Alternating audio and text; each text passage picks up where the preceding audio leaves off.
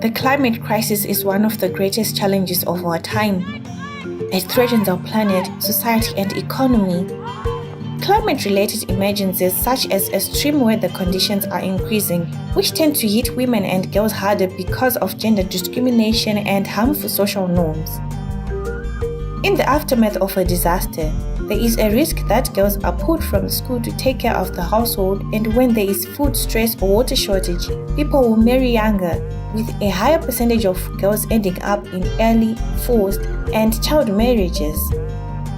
Rural women and girls who are usually given the task of fetching water have to travel further to collect it, increasing their already heavy workload and putting them at greater risk of gender-based violence. Healthcare is disrupted by erratic weather, eroding the advancement of sexual and reproductive health and rights, making women and girls more vulnerable to the impacts of the climate crisis. Sexual and reproductive health and rights play a crucial role in improving well-being, overcoming marginalization, and advancing gender equality.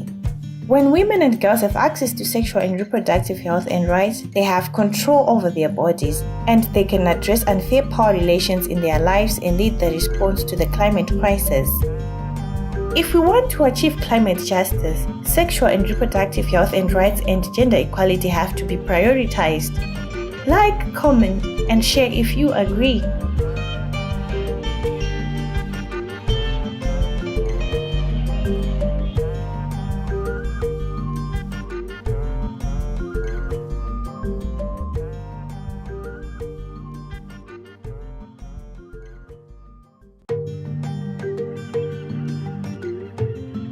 My name is Miriam Chebet from West Pokot County. I'm a youth mentor. Through HAPA project, my community has transformed in many ways. With a high number of illiteracy level and prevalent to harmful cultural practices, education was never a priority. But through Community Action Committee and community-based dialogues, parents have embraced education. They are now aware of their children's rights. Gender-based violence awareness has greatly improved. The main objective of the HAPA Club is to empower young adolescents by improving their knowledge on SRHR and creating a supportive school and community environment. DSW formed clubs in schools. There are certain schools that was selected. Katuperot Primary School was among the schools that was selected, and the HAPA Club was formed. This club, the children normally meet on a weekly basis and receive teachings. These teachings has influenced the children. The children have learned a lot. My name is Mira Abdurazak from Kaseliba Mixed Primary School, a peer educator under the project called Holistic Action Project for Young Adolescents. As a peer educator, I hold meetings with my members to educate them so that they can make the right decision. My role as a contact teacher in Katuperot Primary School is to guide the pupils, to teach them, and to listen to them whenever they want to talk, whenever they want to air out problems that they are facing. HAPA project has empowered me. I am aware of my rights and it has improved my confidence levels. The children have learned a lot from this club, how to defend themselves from harmful practices, how to take care of themselves from dangers that affect most likely girls. And before the group, the girls had nowhere to run to. Recently, there was a case of early marriage. There's a small girl of class 6 who was married off to an older man. Through the knowledge that the girl has, she ran from Uganda up to Kacheliba police station. She reported how she was abused, that old man, how she was remarried, and she was rescued back to school. Community Action Committee plays a very key role in ensuring that cases are identified, they are reported and followed up. We've been able to rescue a number of girls who had been forcefully married off. A recent case being of a 13-year-old girl who was forcefully married to an elderly man. We reported the case and we linked the girl to a rescue center. I want to say thank you to HAPA project because they have improved my abilities as a girl. We are very happy and grateful to BMZ through DSW, and we hope that this project will be scaled up so that many other adolescents in West Pokot benefit from this project.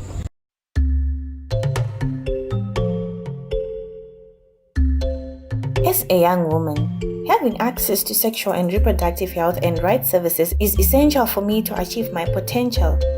It supports me to lead a healthy life, address violence and power relations, participate in economic, social, and political life, and make decisions governing my own body freely.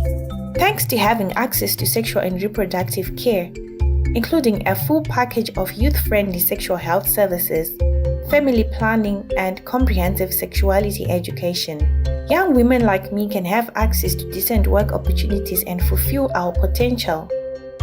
Only then can we become change makers, promoting gender equality and driving forward sustainable growth. The realization of the sexual and reproductive rights of all people and eliminating gender-based violence is necessary to ensure we leave no one behind in the effort to realize economic justice. Share, like, and comment if you agree.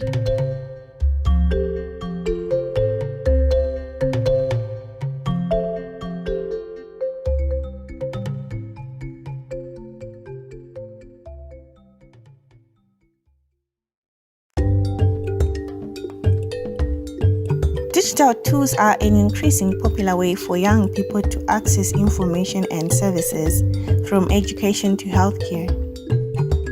Mobile technology can be used for accessing comprehensive sexuality education, convenient and confidential health services, including sexual and reproductive health care and accurate information about sexual and reproductive health and rights, leading to better levels of education, healthy and safe relationships, empowerment, and general well-being. But almost half of the world's population remains offline, with women and girls less likely to have access to technology. In low and middle-income countries, only 54% of women now use mobile internet. Closing the digital gender divide by promoting policies centered on women's empowerment, including sexual and reproductive health and rights, is crucial to creating a digital transformation that leaves no one behind. Digital equality is essential to ensuring every young person's potential is fulfilled. Share, like, comment, and help us spread the message.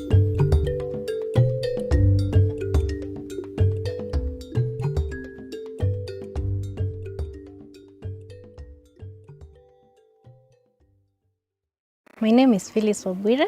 I coordinate the Holistic Action Project for Adolescents. I'm based in Kitale office working for DSW Kenya. Holistic Action Project for Adolescents is all about empowering the young adolescents. And the main goal is to reach 7,000 young adolescent boys and girls aged 10 to 14 in Kilifi and West Pokot counties. Some projects that were adversely affected by the pandemic, and we had to change some strategies. We had to adapt to the situation just to ensure that we rolled our work. So we had to become more innovative, especially when providing information to the young people. Initially, we could hold meetings with the young people, but currently we are opting for virtual meetings. We are having the use of social media, the Facebook chats, Twitter storms and all that, just to ensure that the limitation in number does not hinder us from doing our work. We really want young people to access the sexual reproductive health services. We still work with the facilities to ensure that the services are available, the supplies are available, and the youth-friendly services are provided to the young people. Yeah, so in as much as access to services was affected, it's something that we still reach out to the young people, encouraging them to access the services, and also using our youth-friendly services where young people can freely access and get the services that they need. Yeah, but generally, COVID-19 pandemic really affected our work, especially in terms of the meetings that we used to hold. Feedback from the youth is positive, I must say that, because since we began engaging with these young people, they've really embraced the project and they really appreciate the information that we provide. Since the project began, I think the young people are happy because the project is also bringing on board the parents, it's bringing on board the teachers, and they're reporting the communities to be supportive.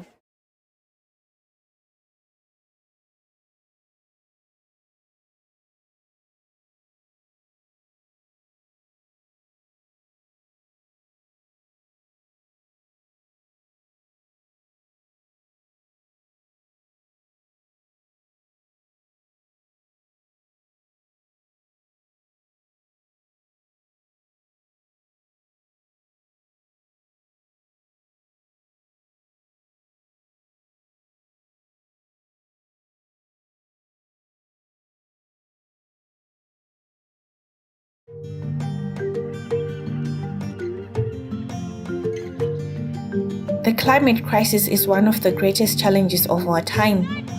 It threatens our planet, society, and economy. Climate-related emergencies such as extreme weather conditions are increasing, which tend to hit women and girls harder because of gender discrimination and harmful social norms. In the aftermath of a disaster, there is a risk that girls are pulled from school to take care of the household, and when there is food stress or water shortage, people will marry younger, with a higher percentage of girls ending up in early, forced, and child marriages. Rural women and girls who are usually given the task of fetching water have to travel further to collect it, increasing their already heavy workload and putting them at greater risk of gender-based violence. Healthcare is disrupted by erratic weather, eroding the advancement of sexual and reproductive health and rights, making women and girls more vulnerable to the impacts of the climate crisis. Sexual and reproductive health and rights play a crucial role in improving well-being, overcoming marginalization, and advancing gender equality. When women and girls have access to sexual and reproductive health and rights, they have control over their bodies, and they can address unfair power relations in their lives and lead the response to the climate crisis. If we want to achieve climate justice, sexual and reproductive health and rights and gender equality have to be prioritized. Like, comment, and share if you agree.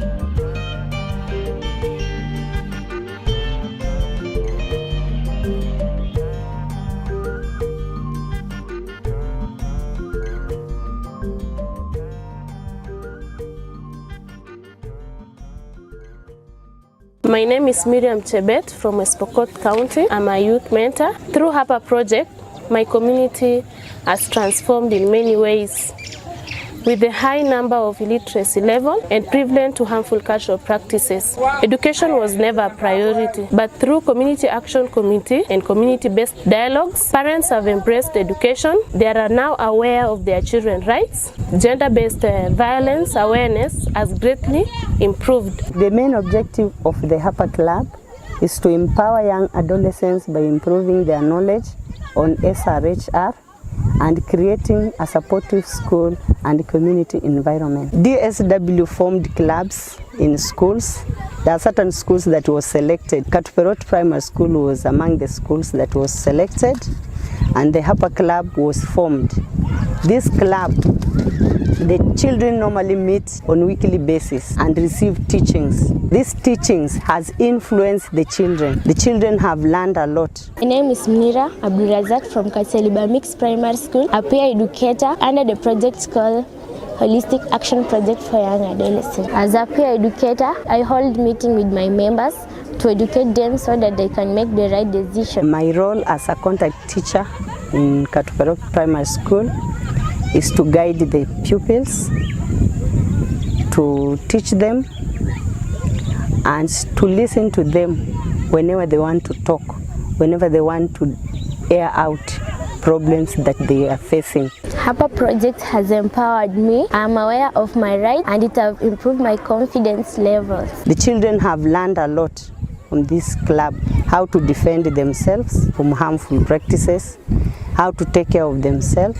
from dangers that affect most likely girls. And before the group, the girls had nowhere to run to. Recently, there was a case of early marriage. There's a small girl of class 6 who was married off to an older man. Through the knowledge that the girl has, she ran from Uganda up to Kacheliba police station.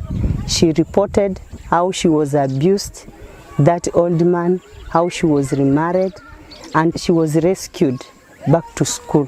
Community Action Committee plays a very key role in ensuring that cases are identified, they are reported and followed up. We've been able to rescue a number of girls who had been forcefully married off. A recent case being of a 13-year-old girl who was forcefully married to an elderly man. We reported the case and we linked the girl to a rescue center. I want to say thank you to HAPA project because they have improved my abilities as a girl. We are very happy and grateful to BMZ through DSW, and we hope that this project will be scaled up so that many other adolescents in West Pokot benefit from this project.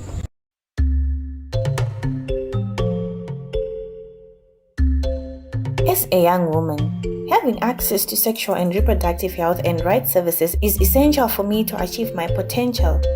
It supports me to lead a healthy life, address violence and power relations, participate in economic, social, and political life, and make decisions governing my own body freely.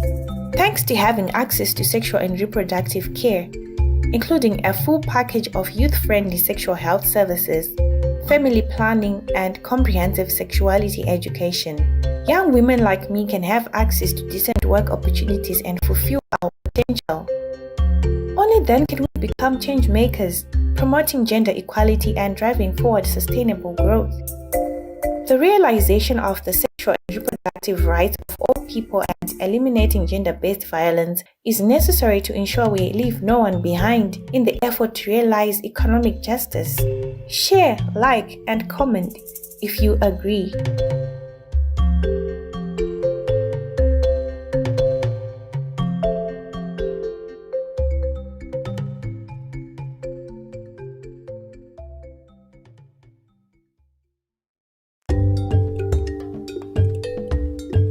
Digital tools are an increasingly popular way for young people to access information and services, from education to healthcare. Mobile technology can be used for accessing comprehensive sexuality education, convenient and confidential health services, including sexual and reproductive health care and accurate information about sexual and reproductive health and rights, leading to better levels of education, healthy and safe relationships, empowerment, and general well-being. But almost half of the world's population remains offline, with women and girls less likely to have access to technology. In low and middle-income countries, only 54% of women now use mobile internet.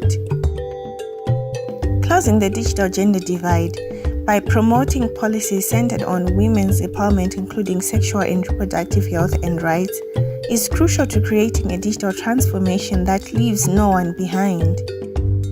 Digital equality is essential to ensuring every young person's potential is fulfilled. Share, like, comment, and help us spread the message.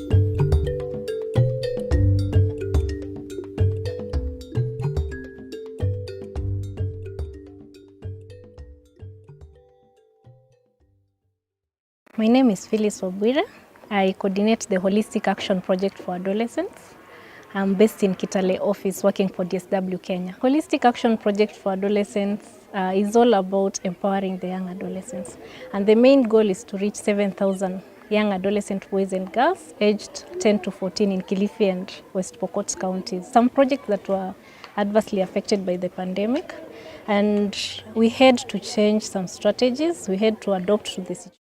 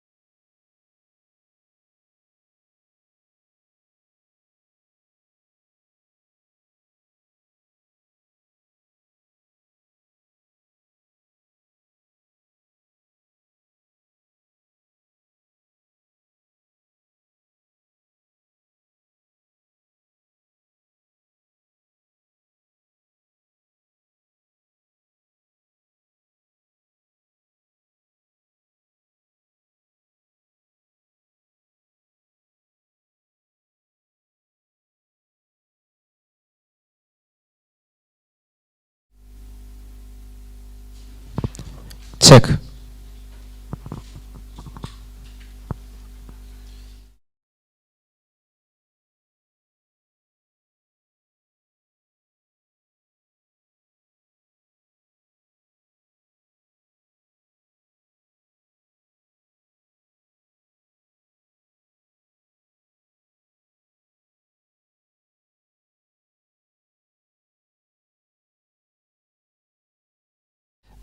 Ladies and gentlemen, it's another beautiful Sunday afternoon, and this is Declares TV, both on YouTube and Declares Kenya on Facebook page. And those that tuliachana pale kitambo pale ya Turkan in Trans Nzoia, we are back now in Nandi County, and this is the another edition of Declares TV, and it's World Population Day 2021, and we're celebrating it right here in Uasin Gishu County. And remember, Nandi, in Nandi County, sorry, and remember that all the counties in North Rift region basically are meeting in Nandi County, basically being led by the NCPD, basically just to discuss on issues around population in this particular region. So if you're listening, or if you're tuned in from wherever you're tuning in from this the different parts of this country, whether you're on our Facebook fan page, or whether you're streaming it live from the YouTube platform on Declares TV, please just stay there, keep seated, because we have started and we're going to have a lot of discussions. So if you have any comments, please leave it down there. It will also appear on the screens, and it will also be shared out to some of the relevant stakeholders who are right here. So my name is Jefferson Mudaki, but you can call me that guy Jeffer. I'll be your host, and it's gonna run from now. So I think I'm going to take this moment to ensure that everything starts up in the speed that it does. And I want to now invite Andrew from DSW Kenya basically to come and kickstart the program. Then we meet later at this particular place. So don't go away. Keep that conversation coming. The hashtag is World Population Day 2021. Thank you. Thank you so much, Jefferson, for that introduction. And to our viewers from wherever you are tuned into North Rift Region World Population Day Commemoration 2021. And as DSW, we are happy to partner with the County Government of Nandi and NCPD to make sure that we bring forth the discussions that comes up with the teenage pregnancy issues, and to make sure that we engage you in conversing in this discussion. And so without further ado, I would really like to invite a representative of Nandi County to come and present on Nandi's situation in terms of teenage pregnancy. And after that, we will have the regional coordinator for National Council for Population and Development presenting the situation in North Rift. And so after that, we will do a panel discussion where we will invite your questions, and they'll be able to be responded. So, welcome.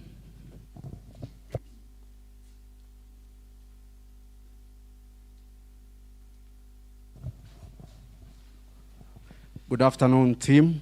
How are you? Welcome first to Nandi County, the source of champions. And before I continue, may I introduce the team from Nandi County health team. Kindly, we have with us Alfred Biji, that's Public Health Officer. We have Ezekiel Kisaria, that's Records Information Officer. And we have James Somoe, that is our communication person, or communication person. Welcome all for today. I know we are watching from different places in our country. Karibuni nyote. So we'll have some presentation from Nandi County, please.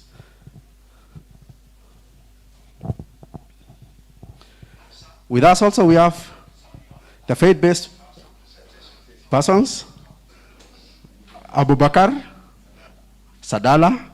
We have Reverend Rono. Yes, karibuni nyote sana. Anyone? Have I left anyone from Nandi County? Okay. Thank you, I'm waiting for you. Okay, this is County Government of Nandi Department of Health and Sanitation. This is World Population Day. And there we have the map of Nandi County. With us, we have 6 sub-counties. That is Tinderet, we have Aldai, we have Nandi Hills, we have Mkwen, we have Chesumei, and lastly, we have Masop sub-county. With us also, we have 30 wards in our county. Our projected population, that is 2021 projected population, we have the total projected population is 933,052. Population growth rate is 1.8%. Male population, we have 49.8%, and female population is slightly higher at 50.2%. That is totaling up to 468,392. Under one population, we have, which is a proportion of 2.6%, giving us 24,570. For case today also, women of reproductive age, 15 to 49 years, we have 25, which is 25% of the proportion, giving us 233,251. Expected pregnancies. Expected pregnancies, it is 2.8% of the population, giving us 26,090. Expected deliveries, we have 25,328.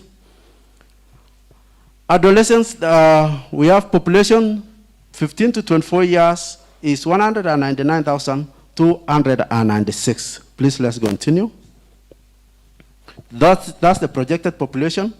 Summary data, this is the total pregnancies. For the year 2018, 2019, and 2020, 2021. We are comparing. This is comparison. That is pregnancies, adolescent pregnancies. So we have the ages of 10 to 14 years. For the year of 2018 to 2019, July 2018 to June 2019, that's the financial year. For the ages, we have ages of 10 to 14, 15 to 19. So for 10 to 24, 10 to 14 years, sorry, we had 338. 15 to 19 years, we had 7,830. For abortion, the same period, we had 1,034. And sexually transmitted diseases, we had 4,898. The same period, 2019 to 2020, for 10 to 14 years, we had 254, which was a slight decrease. 15 to 19 years, we had 7,504, almost the same with the previous year. For abortions, we had 1,073, almost the same also. For sexually transmitted diseases, we had 4,490. For the year July 2020 to May 2021, that is for 11 months. For the year, for ages 10 to 14 years, we had 311. Actually, you can see there is some increase. This is for 11 months. 15 to 19 years, we had 5,959. Abortions, 1,004. And diseases, 3,435. We want to see the teenage pregnancies as per the wards. I told you earlier that we have 30 wards in our county. I don't know whether, can I stand? Okay, fine. Is it very clear? I don't know whether it's very clear. Okay. We have prepared such that we are also comparing 2019 to 2020, and 2020, that is July 2020 to May 2021. We're also seeing the ages, 10 to 14 years, 15 to 19 years, and also those who are attending the ANC. The first word is Chemelil. Sure. The first word is Chemelil Chemase, that is in Tinderet sub-county.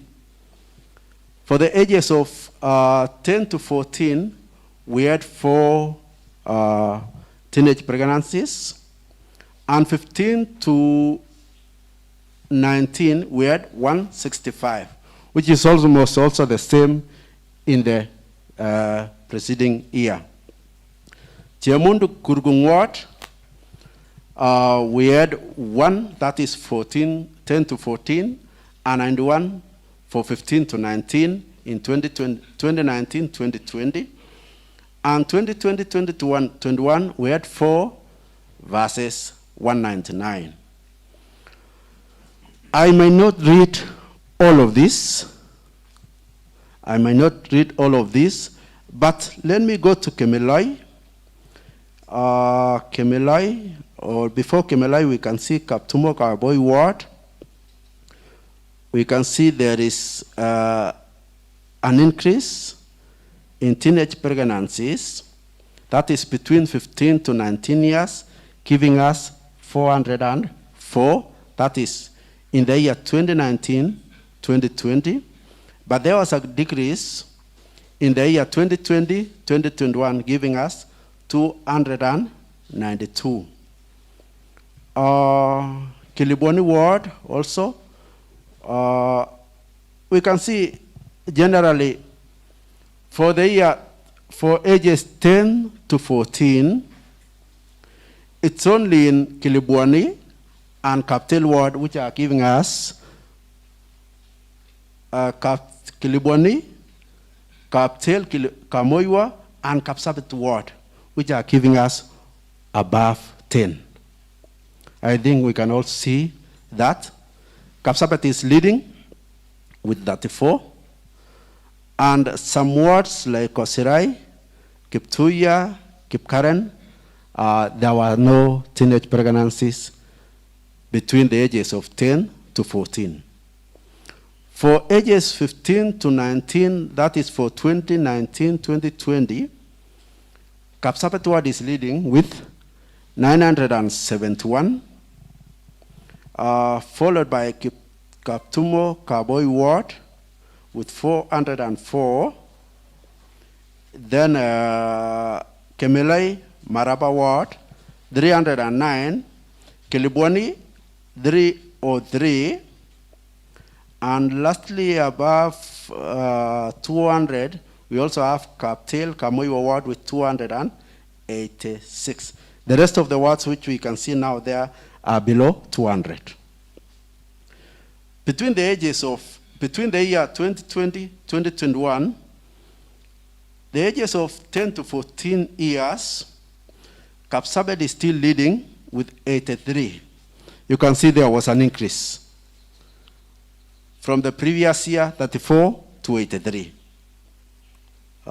Yes. The next is Kaptel Kamoiwa with 20 teenage pregnancies, then Kilibwani, 18 teenage pregnancies. The rest of the wards are below 10. For the ages 15 to 19, Kapsabet Ward is still leading with 581. Then we have Kobujai Ward, 264. Before Kobujai, we have Kaptumo Kapoe, 92, sorry. Then Kobujai, 264. We have Kilibwani, 245. This is Kaptel Kamoiwa, 217.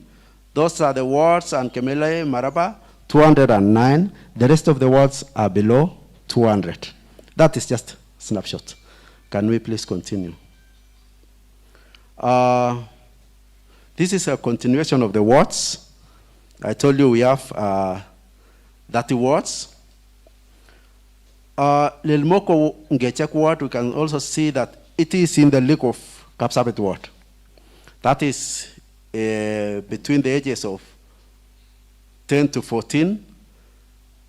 Kapsabet ward was also above 30. And we're also seeing now Lilmoko Ngechek ward at 34 teenage pregnancies. That is between 10 to 14. Lesos ward, 20 teenage pregnancies. The rest of the wards are below 10 or 0, which is also below 10. For 15 to 19 years, for the period 2019-2020, Nandi Hills ward also is leading, not really Nandi Hills, but Tinderet ward is leading with 935, which is actually very high. We also have Nandi Hills 502. We have Lesos, Lelmokwangachek 200. Yes, those are the wards which are above 200. The rest of the wards are below 200. We can see Kurkung Surungai ward, they had 36. That is the lowest. For the year 2020-2021, for 11 months, between the ages of 10 to 14 years, the leading year is Lesos ward with 20 teenage pregnancies, Nandi Hills ward 18. The rest of the wards are below, actually below 5, except Songo Soba, 11 teenage pregnancies. For the ages of 15 to 19, Tinderet is still leading with 645. We have Nandi Hills 290. We have Lelmokwangejek 229. Songo Soba 219.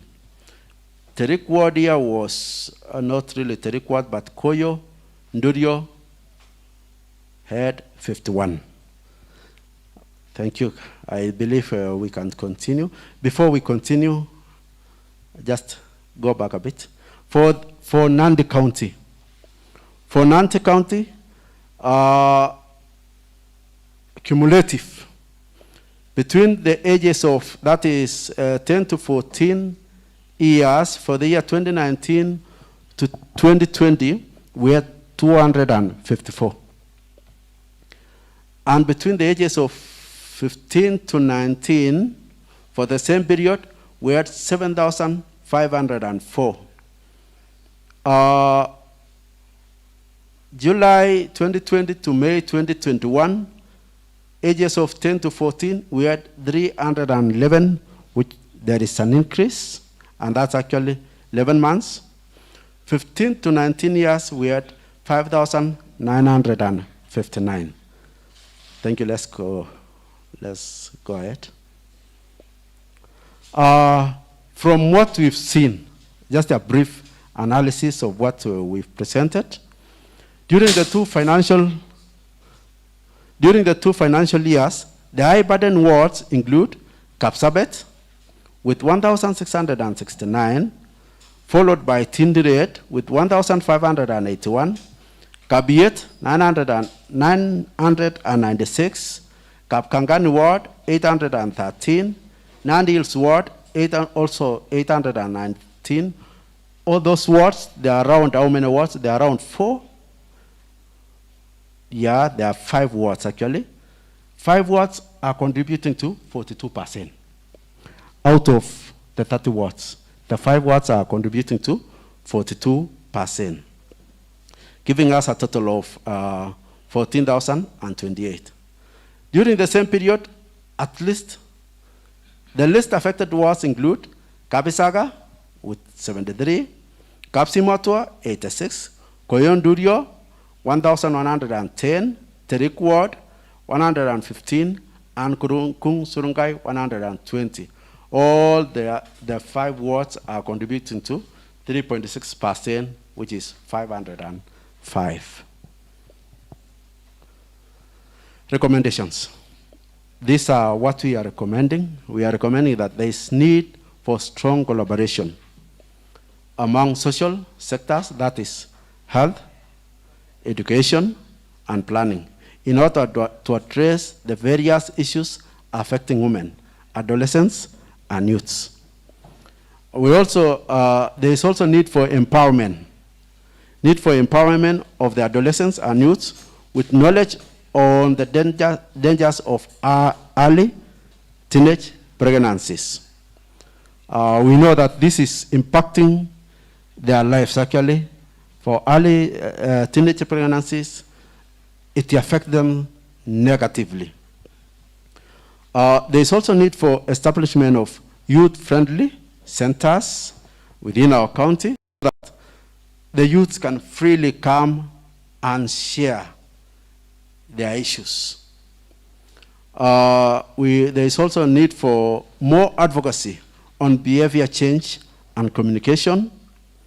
And we need also to develop or implement policies and regulations that empower women, adolescents, and youths. Thank you.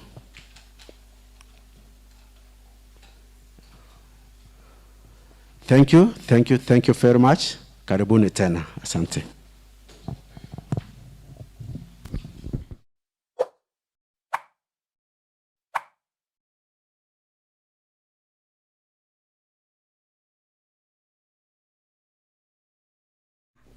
Present an overview of the region in terms of putting meaning behind the numbers that we've just seen. What do they mean in terms of socioeconomic development of Nandi County, and what must we do? What must we do in order to address this menace that is running away from us? So thank you, John. Karibu. Thank you, Andrew. Thank you, Andrew, for inviting me to make this presentation, both for the region and for the specific counties within the region. So I'll start by saying my name.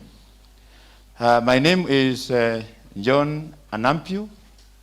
John Anampiu. I'm the regional population coordinator, working with the National Council for Population and Development.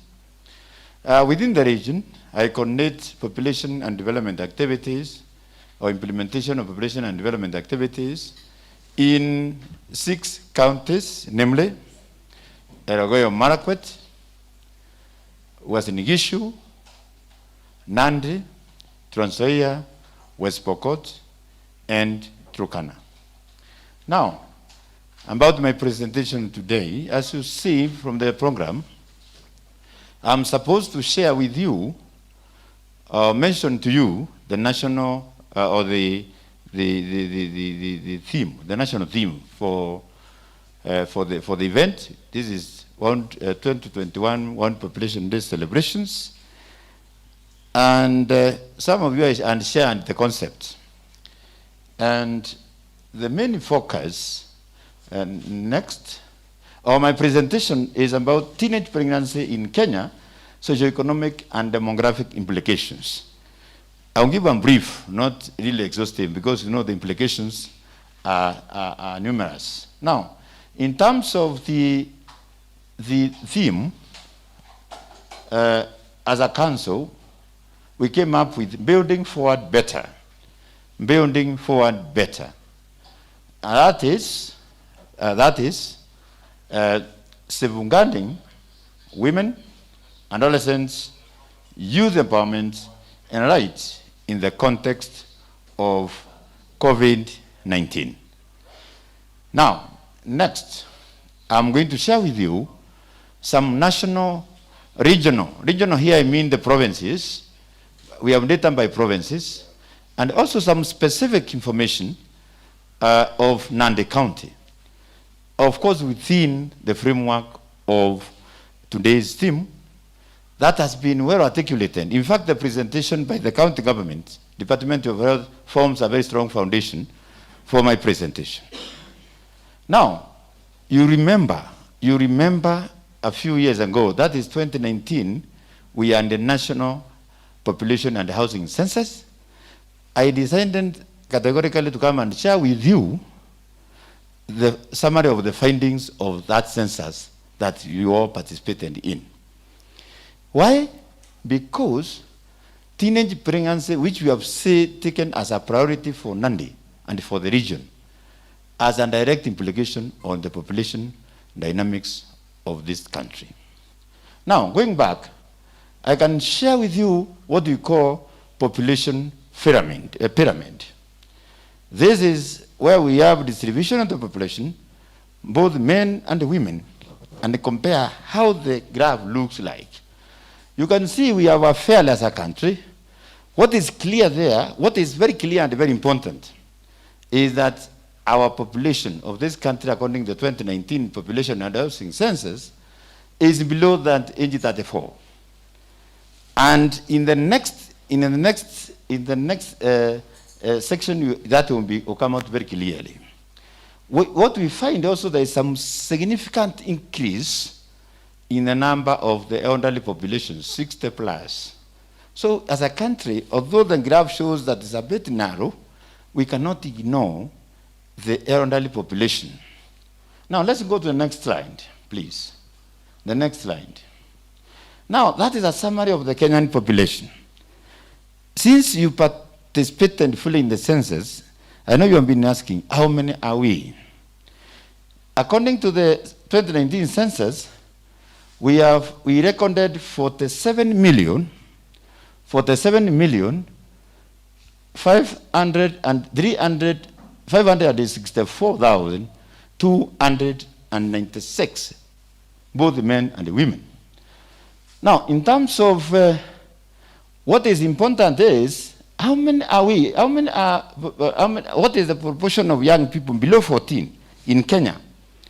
It is evident from that presentation that persons aged 0 to 14 years constitute 39%. 39% of the population is below 14 years. That shows there is high child dependency ratio. Number two, we find from the same census, population aged between 0 and 34, between 0 and 34, constitutes a whole 75, what is that? 75.1%. I think we shouldn't even stop there. 75% of the population is below 34 years. What does it mean to you as a religious leader? What does it mean to you as a policy maker when majority of our population are below 34 years? What should be the education priorities in terms of institutional building? That's the question we ask. People ask, why census? Why census? You can see there is no other source of information that will give you how the population is distributed by age. And you realize that will take us very quickly to ask the question, what is the dependency ratio of Kenya? And the dependency ratio of Kenya, when we're talking about the young people who are not working below 14, plus the elderly who are above 65. And then that will constitute, that independence ratio will constitute 75.2%. 75.2%. Which means for every 100 people who are working, for 100 people who are already working, they are supporting 75 people. Okay? 100 people are supporting 75 people, which means it is very hard for Kenyans to save for productive activities. Now, what else is coming out of the census is the child dependency ratio. Child dependency ratio. it is 68%. You realize below 14 years old are not they're in school. So, the census also gave us something very important here, which has never been given by any other census, I think, in the world. In 2019, we factored in what is called intersex, the population that can be regarded as intersex. They are not women and they are not men.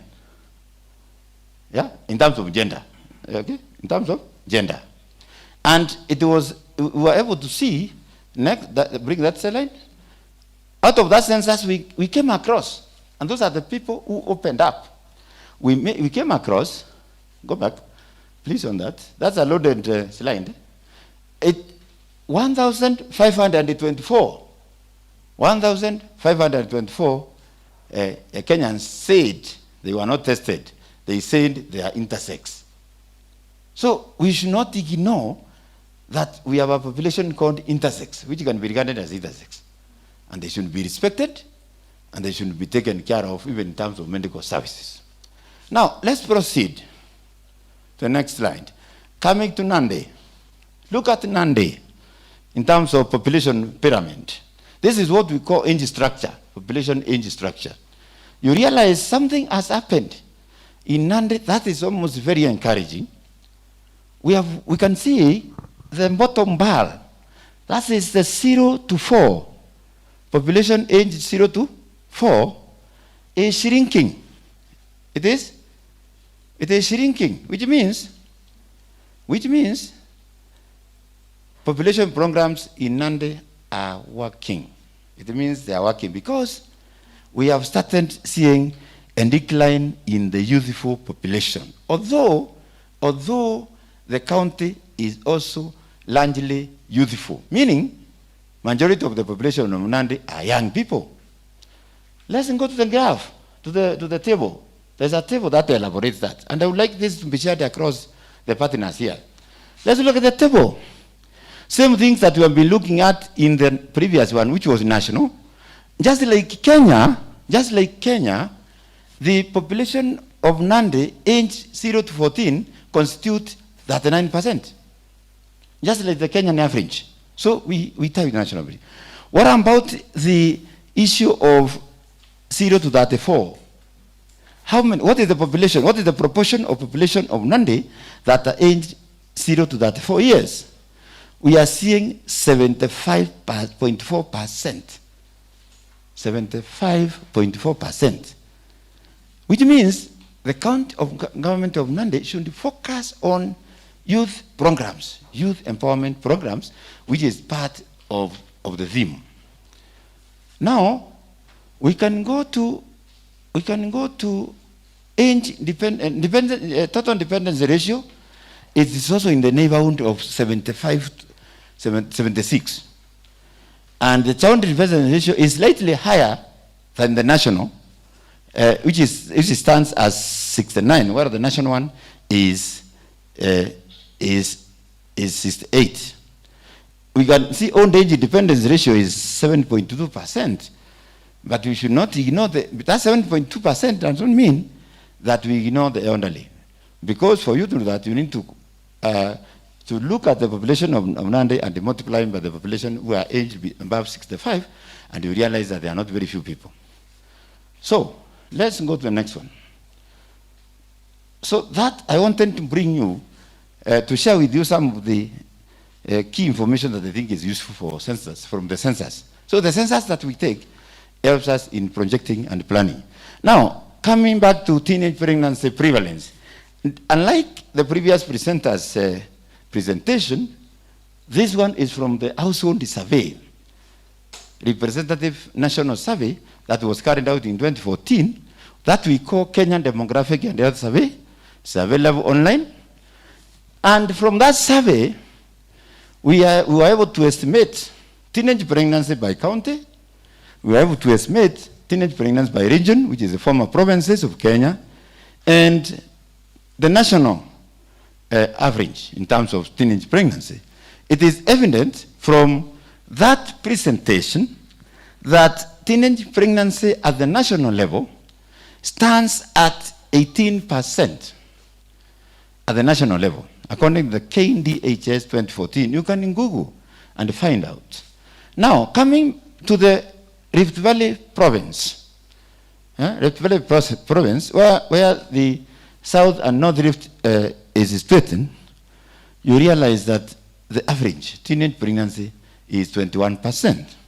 That is national, above the national average, which means greater effort is called for in the Rift Valley.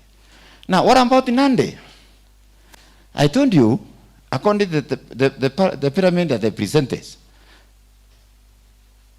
you can see teenage pregnancy is not as alarming as in Narok. Look at Narok. Teenage pregnancy in Narok constitutes 48%, is estimated at 40%, while Nandi is 16%. That's why I said we are making progress. But the information we are getting from the medical statistics here in the county, which was presented a few minutes ago, is that the situation of teenage pregnancy is worsening. It is worsening, and it is very, very high, extremely high across some wards, in some wards. So we cannot rest and say we are home and dry. This is 2014. So this is not meant to contradict, but it shows that in Nandi we can put in greater effort, we can really make a difference. Look at West Pokot, 29%. Yeah? Look at Turkana, 20%. Look at Samburu, 26%. Yeah? So we are not badly off. And then we need to learn from Meroge Marakwet. We need to learn from Meroge Marakwet. Why was teenage pregnancy 9% in Meroge Marakwet, and in Western Nishu, which is a neighbor, is 22, and Trans Nzoia is 23. I think benchmarking, we need to go and find out what's happening in Meroge Marakwet. There are beautiful lessons to learn in Meroge Marakwet. Let's proceed. Yeah, for that I can share with you. Now, coming to the implications. Coming back to the implications. I called it socio-demographic. Let's go back, please. You have, yeah? Socio-demographic implications. The question is, so what? You know, when we talk about teenage pregnancy, you have seen Natembea, you have seen administrators, interior, the president.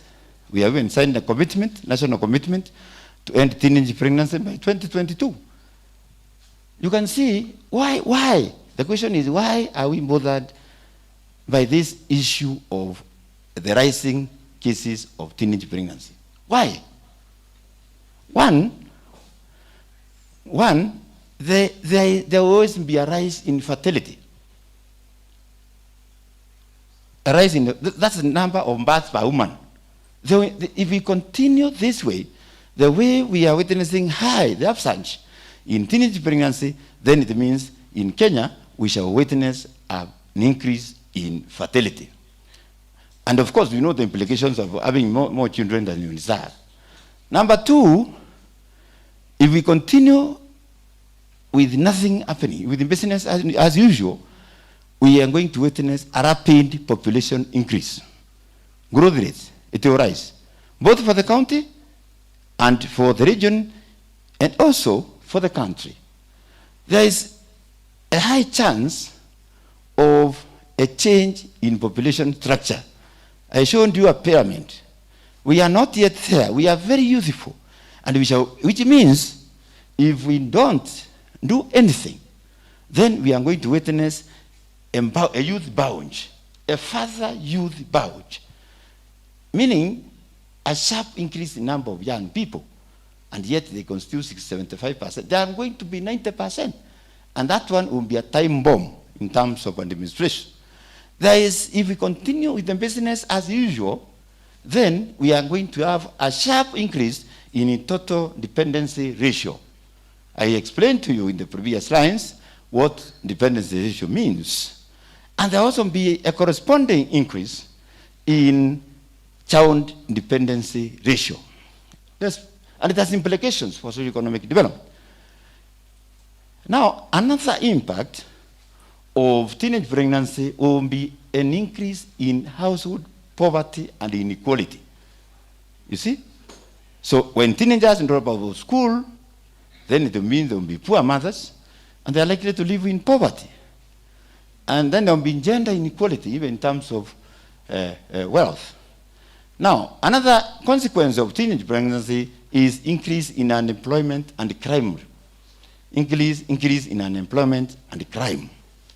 And finally, something that we were not able to achieve under the Millennium Development Goals as a country, there will be a sharp increase in maternal and child mortality. You remember, MDG number 4 was on maternal health, MDG number 5 was on child survival, and by 2015, Kenya failed to achieve those goals. That has been taken up by what we are calling Sustainable Development Goals. That's unfinished business. Let's continue. Now, so what is next? Members, what is next as stakeholders? What is next for leaders in this region? One, you realize in the context of COVID-19, some of the policy directions that have been articulated, for example, in the adolescent reproductive health, have lost meaning. With the COVID-19 impact and regulations, some of the proposals and the designs that have been proposed have lost meaning.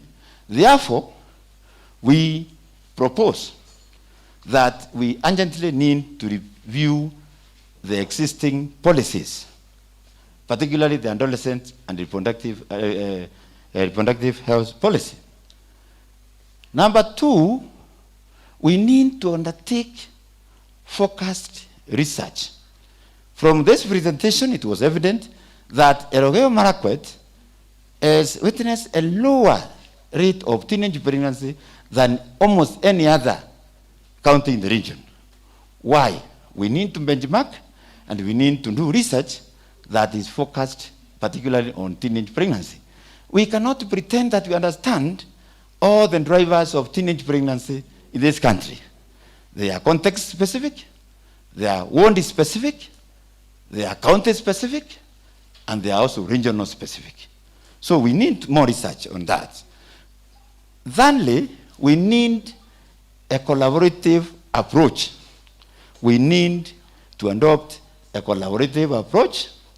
We need to involve the private sector. We need to involve the civil society.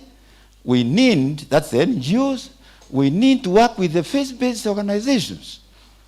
Some of the faith-based organizations are also running health services. We need to do counseling. Some of the faith-based organizations have an upper hand in counseling. We have eroded our traditional values, and therefore we need to see where we went wrong. So a collaborative approach in the design and implementation of policies and programs. Number 4, we need greater community engagement to eliminate harmful practices and myths that threaten health and well-being of the people, including the young people. All right? From the research that we are proposing, we are likely to come up with better ways of engaging the community or engaging with the community to address some of those problems that we are experiencing. And fifthly, we need to support. We need to support and advocate for full implementation of sustainable development goals. That way, we are likely to accelerate the gains that we had during the MDGs and also improve or come up with better health outcomes. And since Kenya is a member of the SDG, one of the countries that are implementing the Sustainable Development Goals, then we have an opportunity there that we advocate for full implementation of the Sustainable Development Goals, because they are related. And with that, we shall have better lives. And as a council, we believe. As a council, we believe bad spacing saves lives. Bad spacing saves lives. Thank you, members, for listening. Asanteni sana. Thank you very much. Thank you very much, Mr. Anampio. I think that has been a very, very awesome and very elaborative conversation, and I think people are following from all over. Just before the next speaker, I think we need to just acknowledge their presence, basically, on some of the issues that are affecting the community at large. So I will start with those on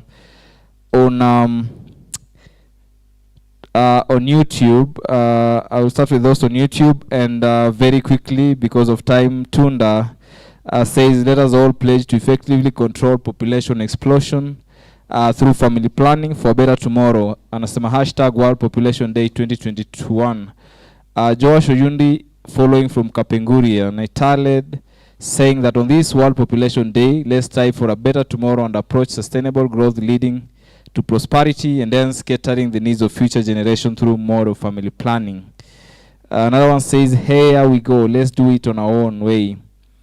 Another one says, Sultan says, matters to deal with population has great impact towards our economic growth. Miriam Cherop, watching from Kasei, North Pokot. And she continues saying that we will only realize positive economic growth if we will take part in the family planning and control our population growth. Another one says, amazing work following, that is Rhoda Kadhambi. Then there is Samuel Mburu. The solution to shifting fertility rate lies in prioritizing the reproductive health. Sultan says, great interaction, feeling reunited again with Nandi County after it being my home for 4 years when I was a student in one of the best school in the region, that is Samoe Boys. Thank you very much. Thank you very much, those that are following us online. Keep the conversation flowing. That is basically on Declares TV on YouTube. And those that are following on Facebook, I've not forgotten about you. I will come back to sample some of the few conversations that are happening, because now after this session, there's going to be an hot seat. And I know that is where questions will be coming hand in handy from those that are viewing us from the different parts of this country. Thank you very much. Karibu tena, Andrew.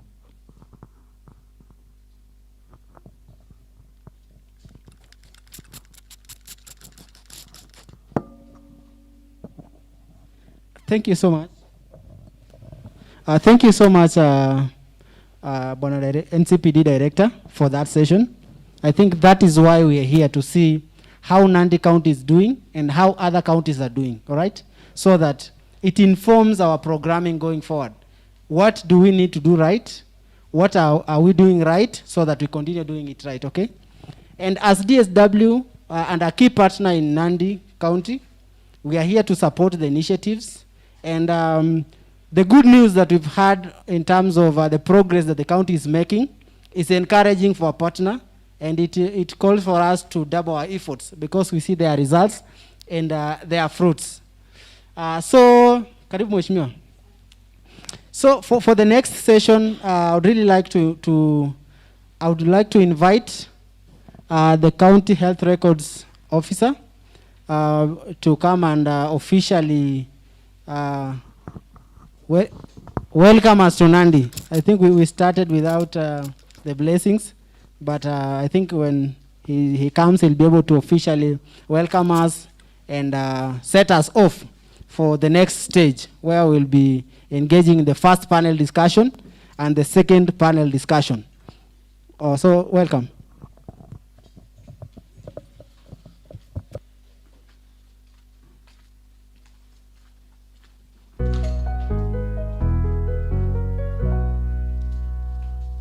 Yes, good afternoon, everyone. Yes, on behalf of County Health Leadership, I wish to say thank you for this day,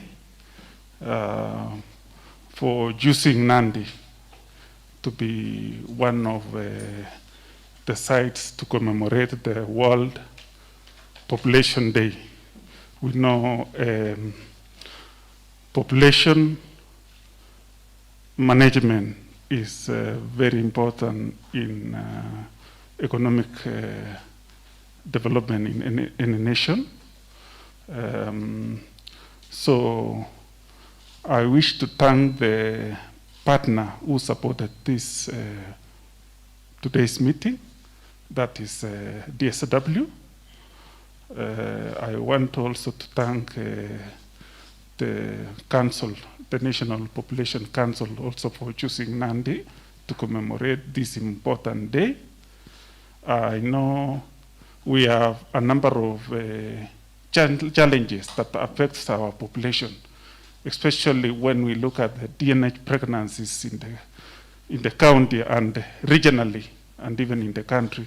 It's really a major problem that needs a lot of combined effort to address them for the sake of the development of our youth in terms of education. You know, teenage pregnancy is also one of the problems that contributes to dropouts for our young youths, especially in school, early marriages, and other problems. So, on behalf of the county, I would wish to call upon the partners to support us in addressing this problem, especially in some of the urban setups where we have higher number of teenage pregnancies, like Kapsabet, Tuat, for example, Nandils and Tindred. So we call upon everyone so that we support one another. We call upon the church, that is a religious organization, the partners supporting various programs, our National Council for Population support on this, and going forward, I believe we want to make Nandi a better place, yeah, for our people. Thank you very much. Welcome, Asandeni. Thank you very much.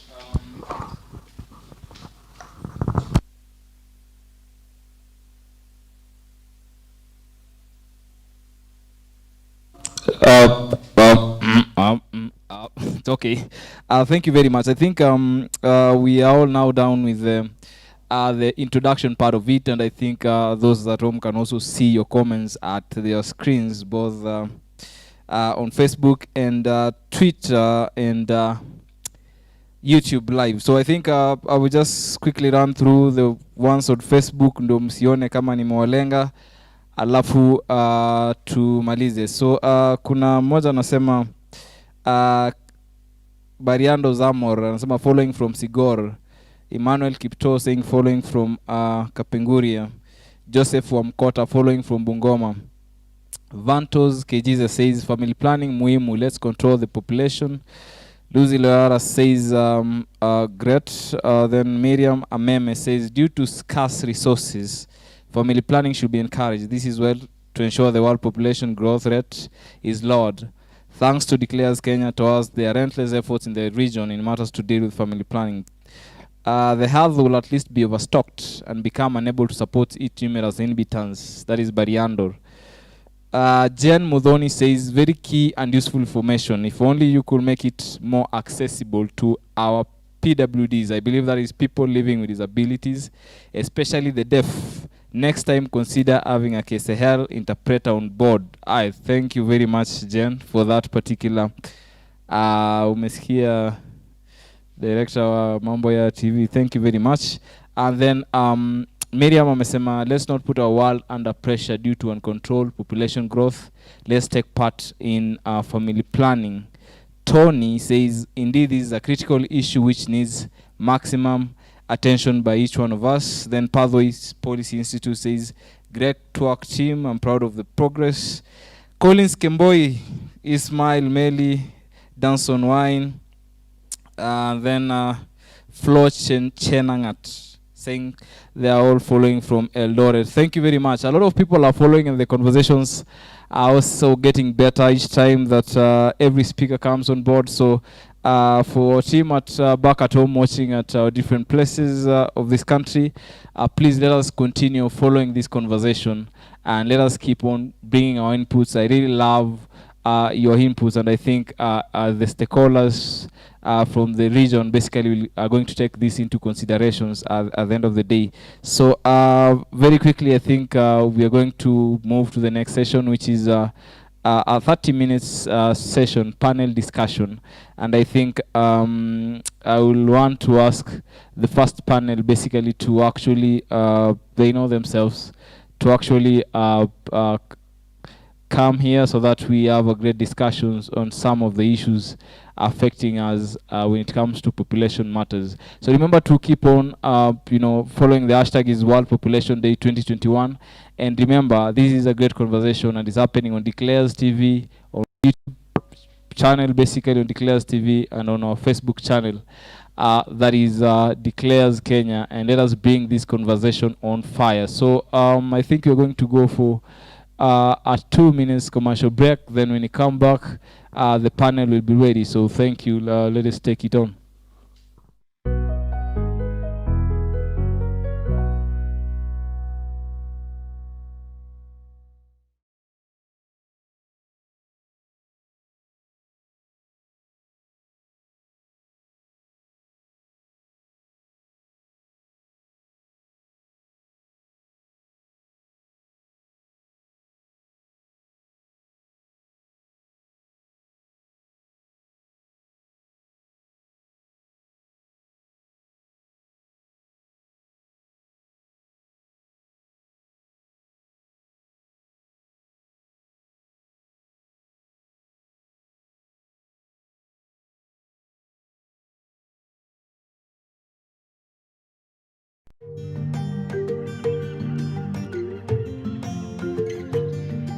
The climate crisis is one of the greatest challenges of our time. It threatens our planet, society, and economy. Climate-related emergencies such as extreme weather conditions are increasing, which tend to hit women and girls harder because of gender discrimination and harmful social norms. In the aftermath of a disaster, there is a risk that girls are pulled from school to take care of the household, and when there is food stress or water shortage, people will marry younger, with a higher percentage of girls ending up in early, forced, and child marriages. Rural women and girls who are usually given the task of fetching water have to travel further to collect it, increasing their already heavy workload and putting them at greater risk of gender-based violence. Healthcare is disrupted by erratic weather, eroding the advancement of sexual and reproductive health and rights, making women and girls more vulnerable to the impacts of the climate crisis. Sexual and reproductive health and rights play a crucial role in improving well-being, overcoming marginalization, and advancing gender equality. When women and girls have access to sexual and reproductive health and rights, they have control over their bodies, and they can address unfair power relations in their lives and lead the response to the climate crisis. If we want to achieve climate justice, sexual and reproductive health and rights and gender equality have to be prioritized. Like, comment, and share if you agree.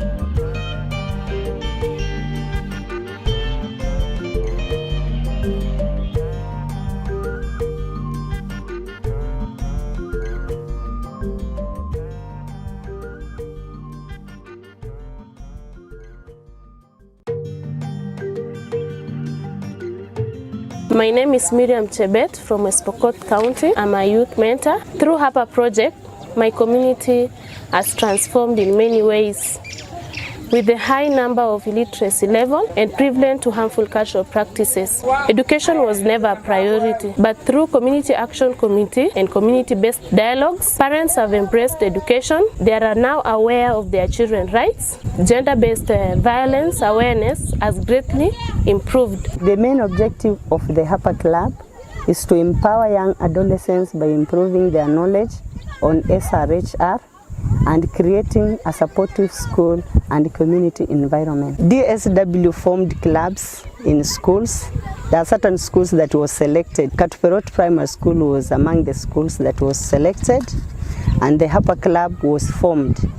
This club The children normally meet on weekly basis and receive teachings. These teachings has influenced the children. The children have learned a lot. My name is Mira Abdurazak from Kaseliba Mix Primary School, a peer educator under the project called Holistic Action Project for Young Adolescents. As a peer educator, I hold meeting with my members to educate them so that they can make the right decision. My role as a contact teacher in Katupero Primary School is to guide the pupils, to teach them, and to listen to them whenever they want to talk, whenever they want to air out problems that they are facing. HAPA project has empowered me. I am aware of my rights and it has improved my confidence levels. The children have learned a lot from this club, how to defend themselves from harmful practices, how to take care of themselves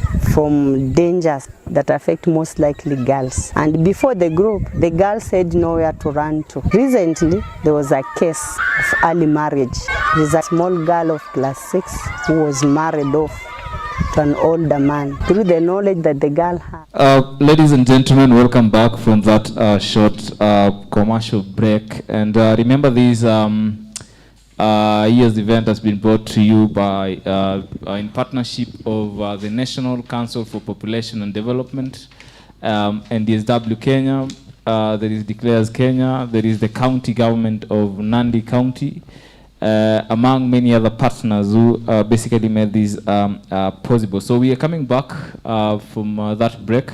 And remember, for those who are following us from home, this is now a moment of conversations that we're going to have with different stakeholders from this particular region, Nandi County, and discussing on issues around population. And remember, this is a celebration and it's being done worldwide. Every year on this particular day, the whole world basically comes together to actually look at population dynamics and discuss what are the way forward towards addressing issues that are brought by population. So this is a remarkable event, and it's happening everywhere. And this year's North Rift Region celebration is happening here in Nandi County, at this particular place, and we have quite a number of stakeholders. So I will start off my session with a message from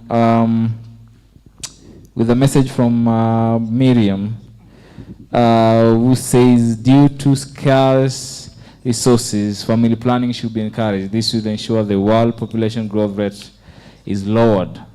And then also I will want to pick these that our Mother Earth can't feed so many people. Let us control the global population for our nature's sake, and let's celebrate this.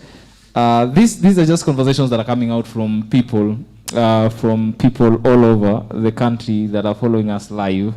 And I know as panel, we also have a lot of issues that are affecting our communities and our population due to the increase in populations or uncontrollable or unmanageable populations. So just before we start, I think we can start with my friend here, basically Sheikh Amani Imam. So I think basically labda utuambie majina na unafanya nini katika kaunti hii. Yeah. Kwa majina naitwa Abubakar Sadala, nikiwa imamu wa county Nandi County na pia ni chairman wa CIPK Nandi. Kwa hakika mimi ni mhubiri na pia ni mwalimu wa madrasa, na kazi nyingi ambazo huwa ninazifanya ni kuhamasisha waumini wa Kiislamu wakubwa kwa wadogo kufanya maendeleo na pia kutoingia katika mambo ya hanasa. Na tukizungumzia hanasa ni kama hii ambapo tunazungumzia hivi sasa, ni kuwa msikiti wetu, kazi yetu ni kuhakikisha kwamba vijana wanakuwa na shughuli za kufanya na wamsikize Mungu na wasiwe ni wenye kuingia katika mambo ya hanasa, ili mimba za mapema zisiweze kupatikana. Shukran. Tukiwa kama Waislamu sisi, unajua hapa inazungumziwa mambo ya family planning. Family planning sisi tunachukulia kama Waislamu ni kama kumwambia mtu kwa tunakupatia kinga ya mimba unaweza ukafanya. kwa sababu ikiwa utaweza kumpatia mtoto wa kike family plan, ina maana unampatia license ya kuwa unaweza pia ukafanya nini, ukaenda ukazini, ukastarehe, kwa sababu huwezi pata mimba, na asipojichunga atapata tu kwa njia moja au nyingine. Na kuna na wale ambapo wanaenda kiholela. Kwa hivyo sisi kama Waislamu, kwanza mambo ya family planning, kutumia tembe, kutumia shindano, huwa hatuungi mkono kwa watoto wetu wa miaka 15 mpaka miaka 20, huwa hatuungi mkono. Labda kwa wale ambao wako ndani ya ndoa, tunakubaliana kwa wale ambao wako ndani ya ndoa kabisa. Tutafika kwenye ino conversation. Tutafika hapo tujue namna gani. Asante sana Abubakar. Labda tukuje kwako sasa. Okay, thank you. Yeah. I am Alfred Bichi, Yes. the County Public Health Officer, Nandi County. Na kwa hii mchatala ya kuhusu population, as we are celebrating today, when you saw in the graph, which was presented by our National Population Regional Coordinator, on the population you saw there was decrease in 0.0 years to 14. There was a decrease, meaning some issues of utilization, like we are using CHVs, community health personnel, the school health programs is going on. That is what we are utilizing as a county, that we visit community, empower the youth, and even at times we even go to the churches on the same, carrying the message of issues of control of early pregnancies. Thank you. Thank you very much, Mr. Joseph. BG Alfred. DG. Alfred. Thank you very much. Alfred, thank you very much. Yes. Okay, thank you very much. My name is Jane Samoe. I coordinate health education, health promotion activities in Nandi. And for this whole population day, we are quite grateful for hosting it as Nandi. Much of what we do in Nandi is actually advocating, creating demand for family planning services among our population. Much of our population, they don't have enough information. Much of what our population are relying on are myths and misconceptions. We have so many myths and misconceptions when it comes to family planning, and this affects so much the utilization of family planning services in our county, and I know also in the country.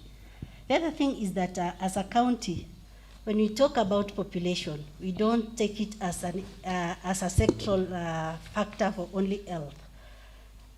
Population is cutting across all departments, and that is why, as a Department of Health, we work so close with other departments, including education, as my colleague had said.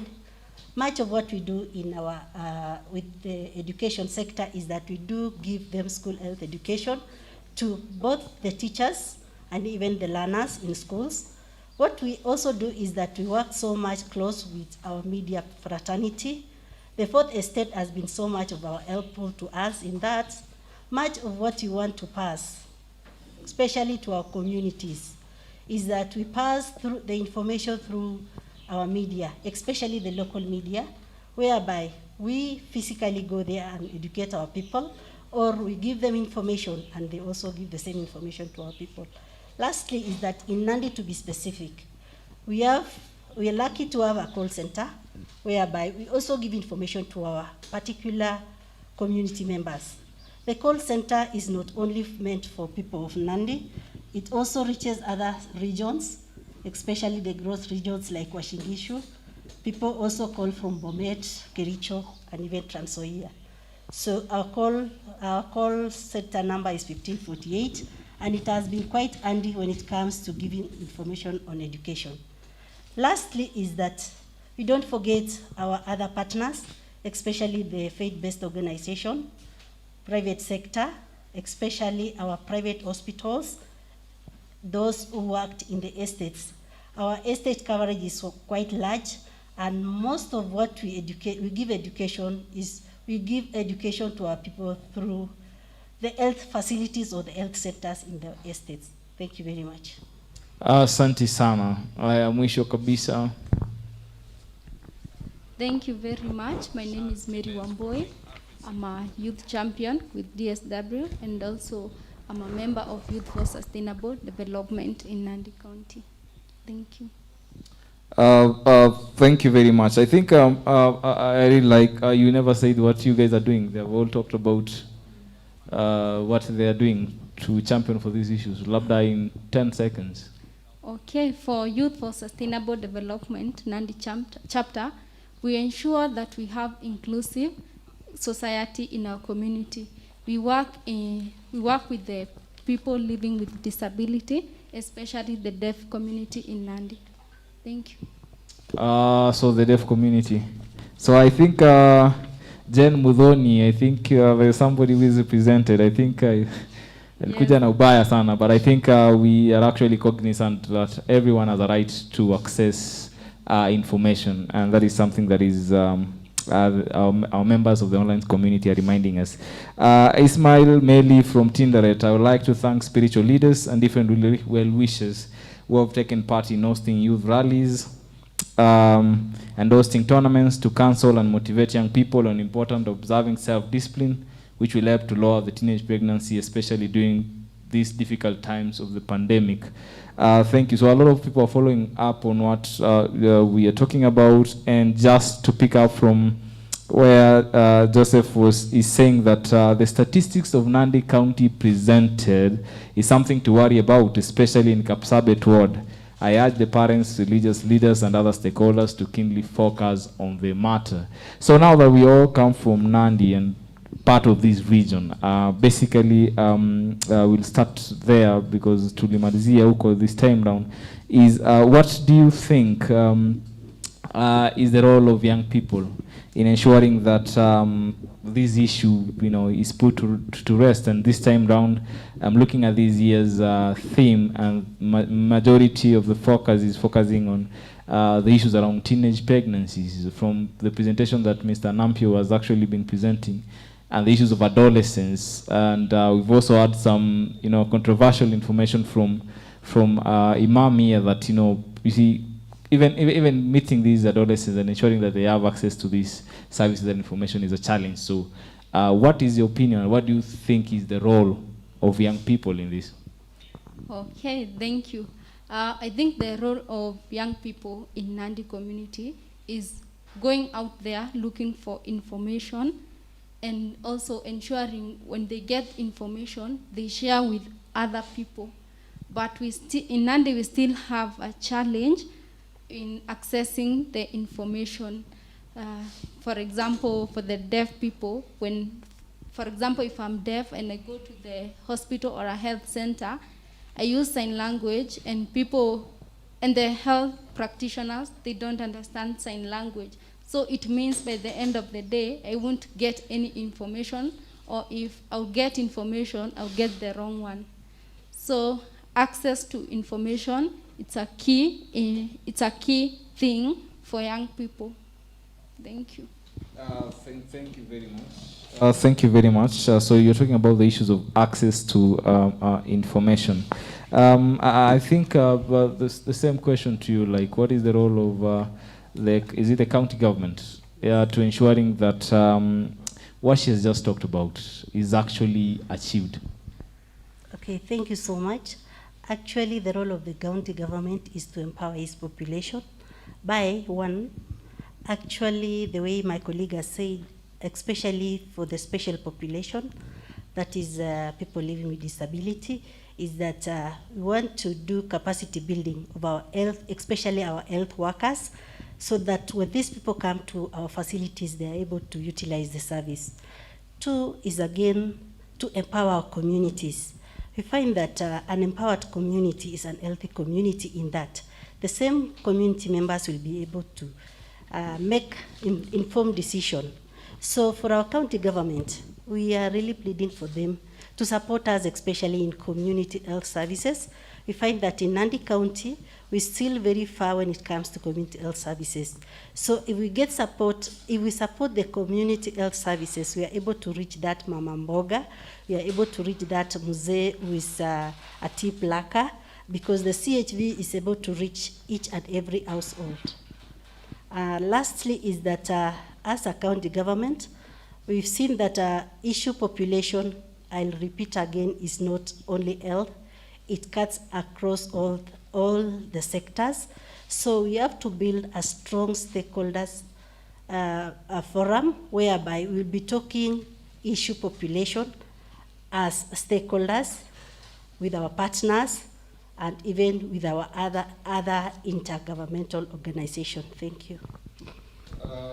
Thank you very much. Thank you very much for that elaborative answer. And what I'm picking up from that conversation is on the issues around, intercoordination is a key player to ensuring that the information that even these young people and adolescents are receiving basically is the correct and is also consistent. And it's something that somebody can be able to say, this is, because a lot of information are out there, a lot of sexual reproductive information is out there, but the issue is now, which one is the correct information? And I think now when people work together, I think that makes it clear and makes it key for our young people to ensure that they have the correct information. So, Mr. Alfred, probably somebody is talking about the numbers in Nandi County. Somebody is saying it's very alarming, and more so in Kapsabet ward. Probably what is the difference between Kapsabet ward, you see, and these other wards in Nandi County, or what are some of the discrepancies that are bringing these higher numbers to this particular ward? Like, probably you can just respond to them, because now we are talking to these young people. Thank you. It is really alarming, as said, and we saw it in our presentation. One reason is Kapsabet is an urban center, and this is where we have many people, and maybe there's a variability of the youth now getting early pregnancy is they lack information, as been told, or not even that alone, they are exposed. That exposure to maybe early sex is what is bringing that increase. So again, what the county government has done, we have tried to have a youth-friendly center, maybe to pass out this information. And another thing which the county has also done is they have opened a gender-based violence desk within our facility. It is in Kapsabet, and there's a plan to expand to other facilities, which we are going to see. It is going to target the youths, and maybe getting that information, as we are told by our sister there, that there is lack of information. Thank you. Okay, thank you very much, Mr. Alfred. And I think you're talking about, and there are two key things that I'm picking from that conversation. And the first one is the issues of urban setup, communities getting access to a lot of sexuality information, which might not be correct information about sexuality. And number two is some of the things that the county government and the government in general has actually done to ensure that youth have a safe space for themselves. And that is, number one, you've talked about the youth empowerment centers, which are very critical. Young people have dynamics way of, correlating with each other, and they all have preferences how they give the information, and they will have that in a space that they feel they own that space. And number two is the integration of gender issues and teenage pregnancies. We talk about FGM in some of the communities in this region, in Baringo, in West Pokot County, and in Elgeyo Marakwet, into parts of Turkana. We talk about the issues of early forced marriages or child marriages, We talk about the issues of rape, abductions, among other things in our communities that are affecting girls, and at some point are accelerating the numbers of teenage pregnancies in this particular county. And I really love the aspect that now there is a gender desk. At some point, it was very hard to find somebody who is key on some of these issues, and I really love that about this county. So if you're watching from these other counties, you can share your experience in terms of the key things. The number one is, do young people love youth empowerment centers in your counties? That is Baringo, Elgeyo Marakwet, Turkana, West Pokot County, and even the youths in Nandi County. If you're watching us from wherever you are, please tell us, you know, are these youth empowerment centers functional or are they accessible, so that we get an opportunity to ask Mr. Alfredi and the county counterpart on how better we can ensure this is up. 7.9 billion is not a small number. I pledge both Christians and Muslims to take part in educating the entire world on the importance of family planning. This is because if you won't do it, our churches and mosques will be overwhelmed with this unprecedented population growth. Huyo ni jamani tu wa Kipto. Somebody else is saying, Miriam is talking about religion has been a major factor towards population control in our country, thanks to their beliefs in the use of family planning. Bwana Imam. Si mimi, ni watu kule nje wanataka kujua, you know, like kwanza kama nilivyosema, sisi watu wa dini tunakusanya jamii zote kabisa kuja katika lengo moja. Ni kwa Mwenyezi Mungu anapenda watu ambao wanaishi maisha ambapo wanamtambua Mungu kabisa. Mungu hapendi machafu. Lakini unapata, ili kupatikane watoto ambao wanapata mimba mapema, vijana ambao wanawatia wengine mimba mapema, number one inatokana na umaskini. Sababu itakapofika saa kama hizi jioni, mzazi anaona hana namna na ana watoto wa kike, anamwambia vaeni mzuri, paka mafuta ile ya Kimbo, kwenda town, leta chakula. That is poverty. Kwa hivyo sisi kama watu wa dini tunasema tunaomba mashirika mbalimbali yaje kwa ground, yaweze kushika vijana, wawapatie angalau kazi ya kufanya. Hiyo ni moja ambayo inasababisha watoto wengi kupata mimba mapema. Jambo la pili, lack of education. Na education tungeliomba Wizara ya Afya ipewe nguvu zaidi ya kifedha, ambapo wanaweza wakafanya mobile education kwa kila kijiji, mara moja kwa wiki, mara mbili kwa mwezi, ili hao watoto waweze kupata elimu, wote wa kike na wa kiume. Lakini kukosekana hiyo elimu, ndio unapata ya kwamba watoto hawa wanafanya mambo kiholela, sababu hawana elimu. Environment. Ukija kama Kapsabet, unapata kwamba makabila yote yamekuja hapa. Kuna wageni wengi. Kuna transit ambayo inapita na kuingia na kadhalika.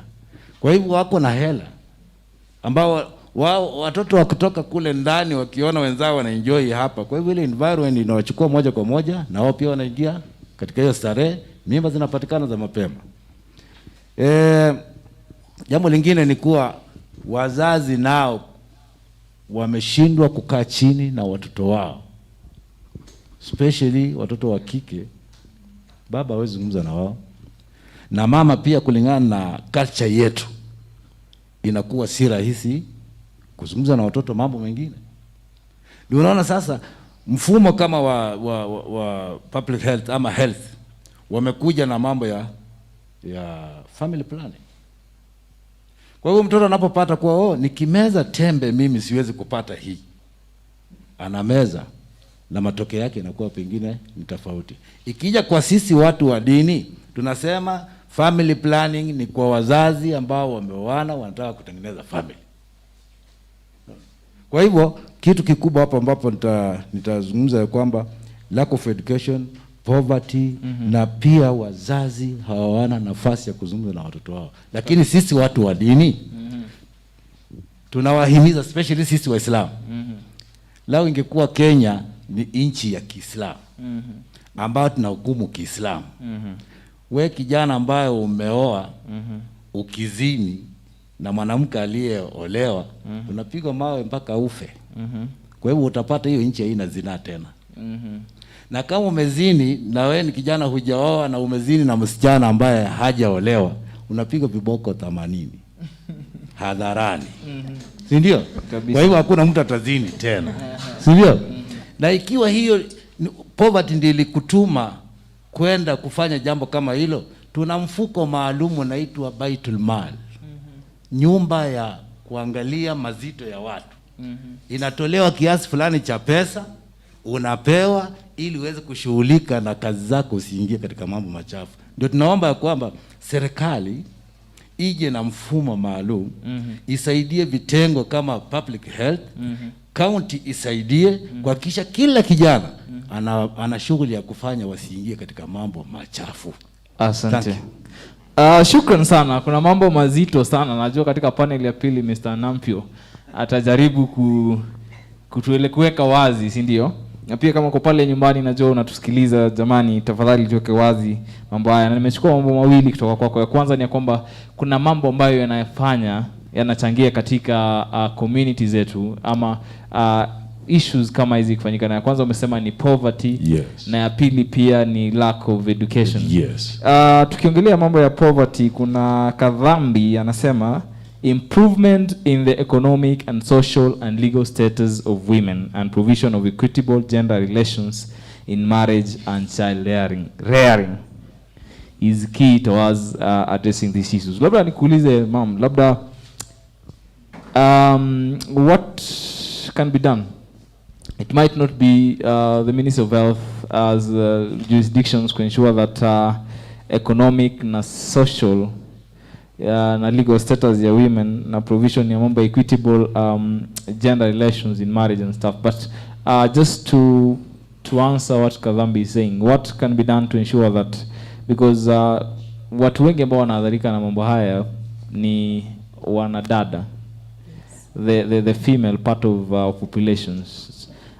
So what can be done? And that is because number one, and I think Imam amesema the issues of empowerment, hawana kitu na labda ni wao wako na mambo yao ya kitengo, wamesema kuna mfuko kikapu, lakini what can be done to ensure that there is something in ensuring that the economic and social status of women is advanced in the region? Okay, thank you so much. I think as a woman, the first thing I want to say is that let's empower this woman. Let's empower this mother, and you will have empowered the whole community. In empowering, what I mean is that, one, let's give them education if possible. If we give them the basic education, even if it is with poverty, that mother, if she reaches even class 8 or form 4, she's able to decide for herself. Two is that economically we can empower them. We can empower these mothers through strengthening the SMEs, especially the small groupings, the small chamas for the women. Our mothers at home, it does not mean that if you are not working, you cannot be empowered economically. If you can do the small SMEs, the chamas, the small chamas, the silk chamas, whereby you as a team of 5, 10, if you come up and you collect a few monies, you do the savings, you given the information on how to utilize it, you can still be empowered economically.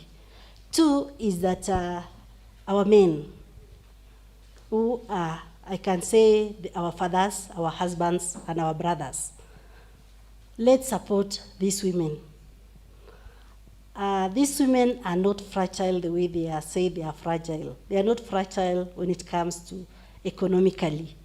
Economically, when you support this mother, this girl, this old mama, when you support her, she will do marvelous things, because empowering this mother with the small finances, open for her a kiosk, she will able to feed the children.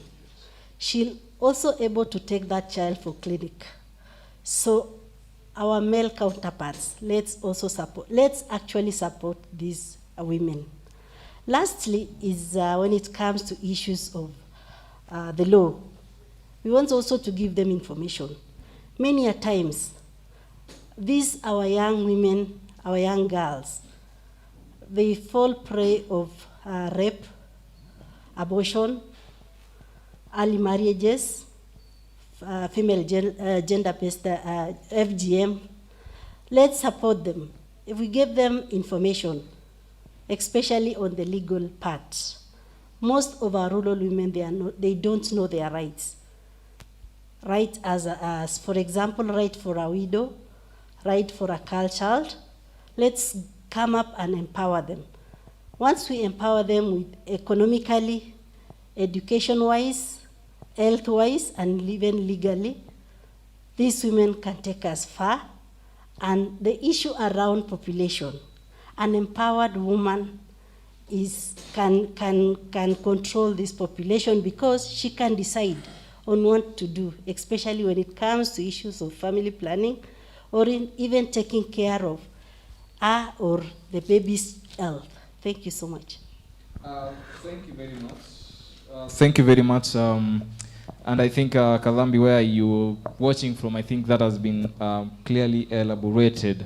I think it's very key because even this year's theme of the World Population Day is talking about safeguarding the rights of adolescents, young people, and women on issues around empowerment. And it's clearly critical around during this time of COVID-19, and that is actually being seen here. So I think Ismail is saying, I think as young people in Nandi, we are always open to one another when addressing our issues.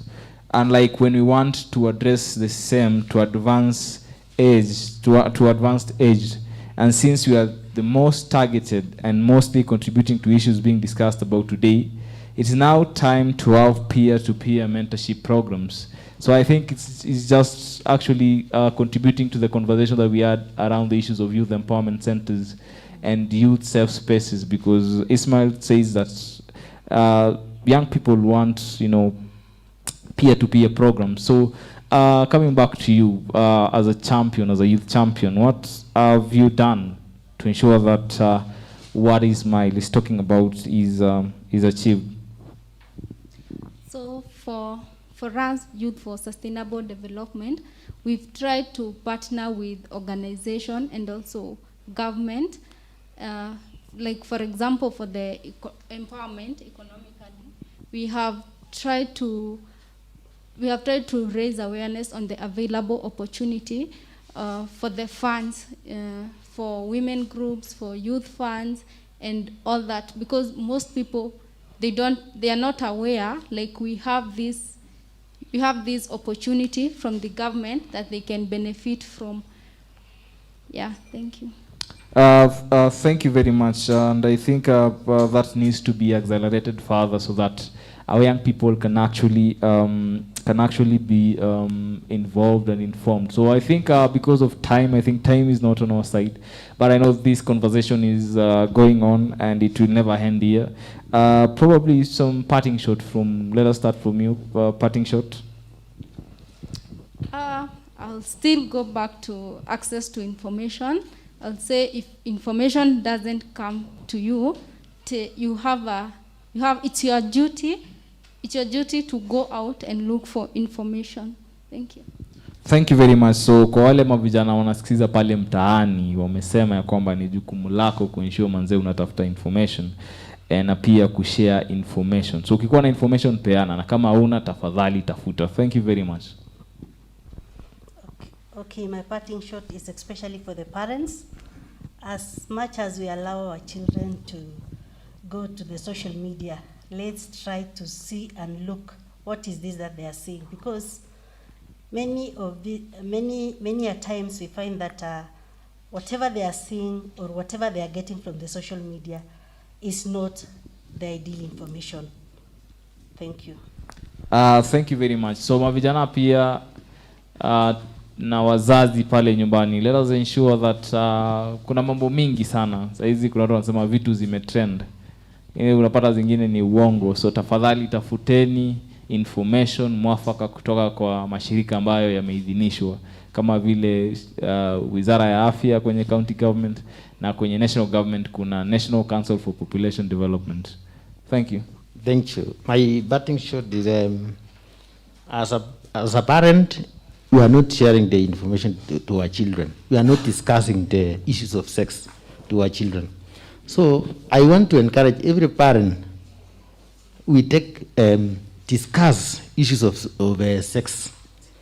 Like you remember long time ago, we used to have a wasi, ota moto hapo nje na kijana wake wakiongea maneno ya nini? Sexuality. And that helped. You see, if you see now the population of Nandi at that time, it was reduced and there were little pregnancies, of early pregnancies. And the child used to go to Gogo's place, the grandparent, to discuss on issues of even marriages, safe sex after, safe sex when you are married, not when you are a child. So such good things we need to buy as a parent and discuss with our children. Another thing, as I finish, we need to see our policies on issues of sex. Thank you. Asante sana. Anasema ya kwamba Alfred anasema ya kwamba wazazi kitambo walikuwa wanaongea na watoto wao, lakini sema ya kwamba kama vile Imam alisema wazazi hawana wakati na watoto wao siku hizi. Ni wakati wazazi tuchukue jukumu letu na tuongee na watoto wetu kuhusu mambo ambayo yanawahusu. Thank you very much. Mwisho kabisa. Asante. Mimi kwa upande wangu nitaomba tu kwa makanisa yapewe ufadhili wa kuweza kufanya seminar. Kwa sababu makanisa yanaweza kukutana na watu wengi sana kuliko vitengo vyote. Kwa hivyo tukiweza kupata nguvu ya kufanya seminar ya vijana wa kike na wa kiume sehemu mbalimbali, tuna imani ya kwamba information hii itafika mbali. Na pia ningeliomba, unajua tukiwa town hapa tunaona kuwa tumefikisha ujumbe. Lao mkutano kama huu ungefanyika pale Kurgu, ungeona mabadiliko, ungeona picha kama hii, watu wangeona ajabu. Unaona? Kwa hiyo tunaomba pia seminar zikija au mikutano mingine ikija kuhamasisha vijana ipeleke kule mashinani. Kwa sababu sio wote wanaweza kuaccess information. Hata kuna mtu akiona simu kubwa kama hii yako anashangaa na huyu jamaa walitoka wapi na hii simu, si ndio? Kwa sababu yeye na mulika mwizi. Kwa hiyo tungelipenda pia tuchukue education tupeleke mashinani. Alafu wale wakishapata itakuwa ni rahisi pia hapa town kuweza kupata. Na kwa hivyo mimi ombi langu ni kuwa tupate namna ya kuweza kusaidia makanisa na misikiti pesa au ufadhili wa kuweza kufanya education, na sisi tukishapata bila shaka public health wanakuja automatic watatusaidia kwa mambo hapa na pale. Asante. Asante sana. Imam anamalizia kwa kusema ya kwamba watu wa Nikubung ama ni Kurubung zamani, na Imam tuombe COVID iishe jameni, tufanye twende mashina. Najua hii sana mpyo, najua kungekuwa na COVID ingekuwa ni sherehe kubwa sana pale stadium, si ndio? Yeah, so let us pray that COVID inaisha, but then anasema ya kwamba call to action ni wafadhiliwe kama madini ama shirika za Wakristo na Waislamu ili kuhakikisha kwamba wameweza kuendeleza ujumbe huu mashinani kwa kushirikiana na Wizara ya Afya na National Council for Population Development. So na kutoka kwangu ningependa kumaliza na mbili kutoka kwa watu ambao wanatufuatilia kwa nyumbani na kwenye YouTube. Declares TV, Musa anasema the statistics informs our future progress as far as population growth is concerned. naongelea mambo ya data, ya kwamba data ni muhimu katika kuhakikisha kwamba tunapanga vipi, tunawekeza vipi. Alafu mwisho kabisa Samuel Mburu anasema the solution to shifting fertility rate lies in prioritizing the reproductive health. So nadhani watu ambao watakuwa wanakuja katika panel ya pili watakuwa wanaingia sana katika mjadala huo ya data, statistics, information, kwa sababu niliona kuna PMS hizi, kuna watu bado wanatumia data ya 2014 ya KDHS, kuna watu wanatumia ya KNBS ya 2019. So kuna mkukuru kakara, kuna policies tatanishi, kuna zile za education zinasema vitu zake, kuna zile za FGM inasema mambo yake, kuna Ministry of Health, Reproductive Health inasema hivi, kuna katiba pia inasema hivi. So I think ile panel ambayo itakuwa inakuja itakuwa Samuel Mburu na Musa itakuwa inaangazia kwa ukina mambo ya prioritization ya issues za reproductive health. Kuna uwekezaji, counties nyingi haziwekezi katika family planning and reproductive health. So hizo ni vitu ambazo tutakuwa na mjadala bazani. So nimekuwa wako your host, that guy Jeff, and this is Declares TV, and we are live from Nandi at Islands Hotel. And thank you very much, first panel. And let us go for one commercial break. Alafu tukirudi, the next panel will be bringing the conversations further. So ukikuwa pale nyumbani usibanduke, because the discussions and the conversation is getting better and better. Thank you very much.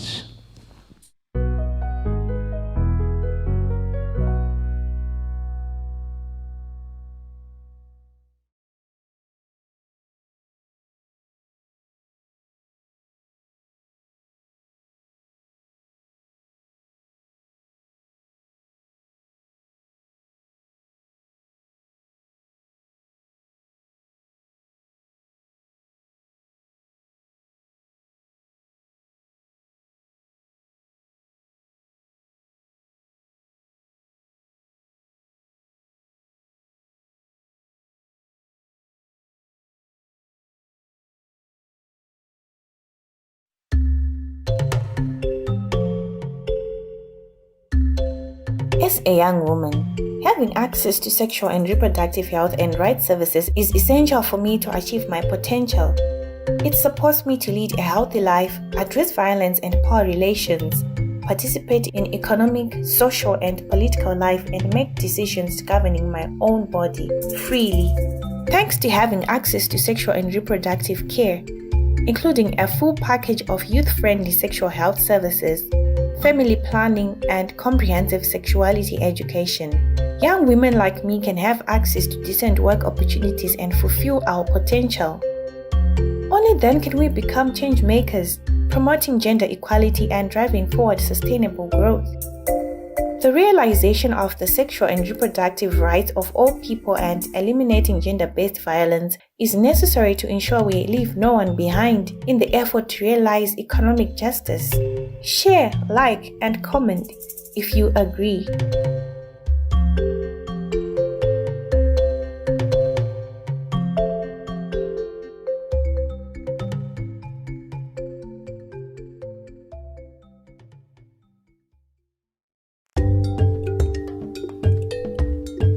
Digital tools are an increasingly popular way for young people to access information and services, from education to healthcare. Mobile technology can be used for accessing comprehensive sexuality education, convenient and confidential health services, including sexual and reproductive health care and accurate information about sexual and reproductive health and rights, leading to better levels of education, healthy and safe relationships, empowerment, and general well-being. But almost half of the world's population remains offline, with women and girls less likely to have access to technology. In low and middle-income countries, only 54% of women now use mobile internet. Closing the digital gender divide by promoting policies centered on women's empowerment, including sexual and reproductive health and rights, is crucial to creating a digital transformation that leaves no one behind. Digital equality is essential to ensuring every young person's potential is fulfilled. Share, like, comment, and help us spread the message.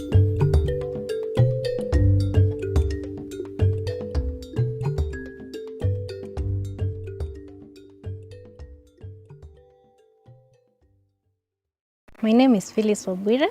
I coordinate the Holistic Action Project for Adolescents. I'm based in Kitale office working for DSW Kenya. Holistic Action Project for Adolescents.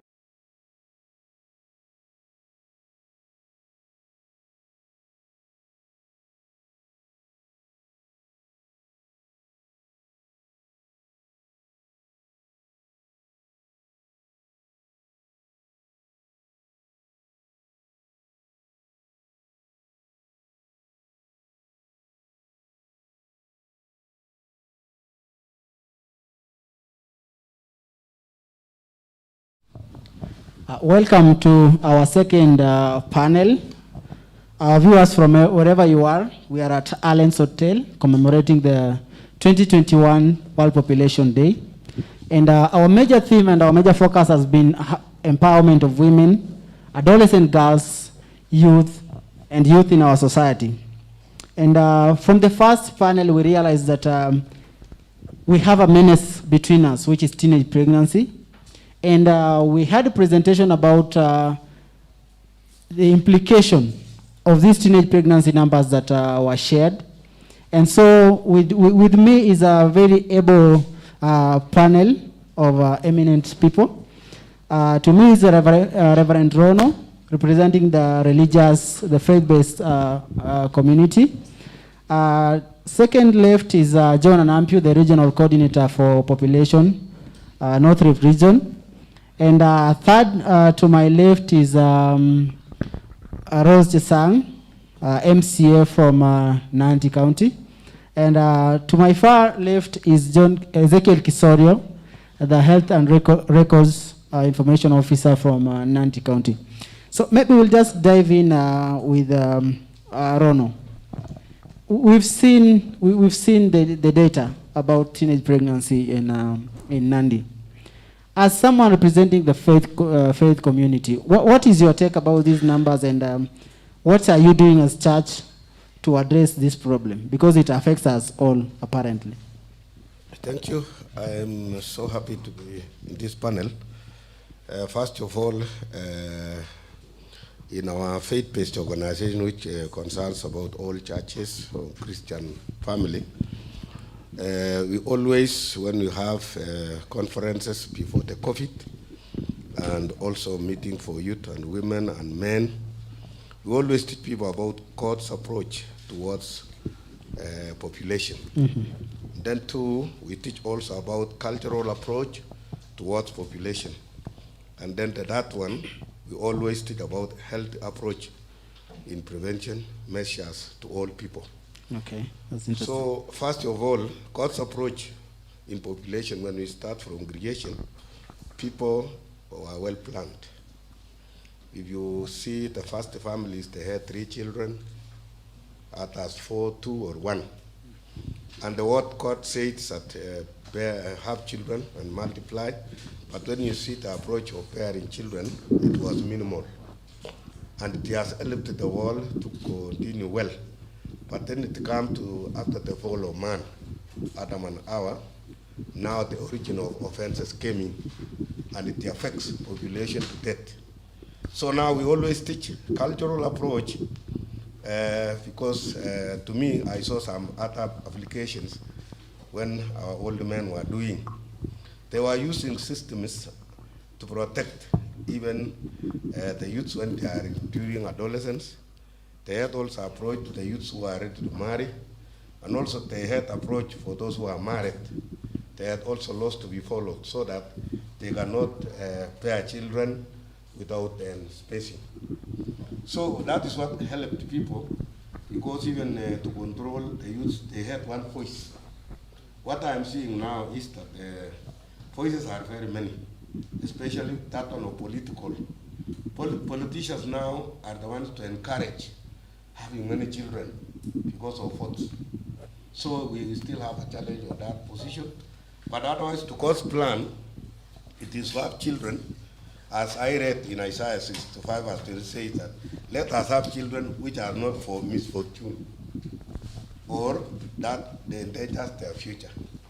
So when we have meetings, we teach our children, especially abstaining. Okay. Because God said, don't. Don't do fornication, don't do adult. Okay. That was the final word. So we have never started another way of saying if you do it.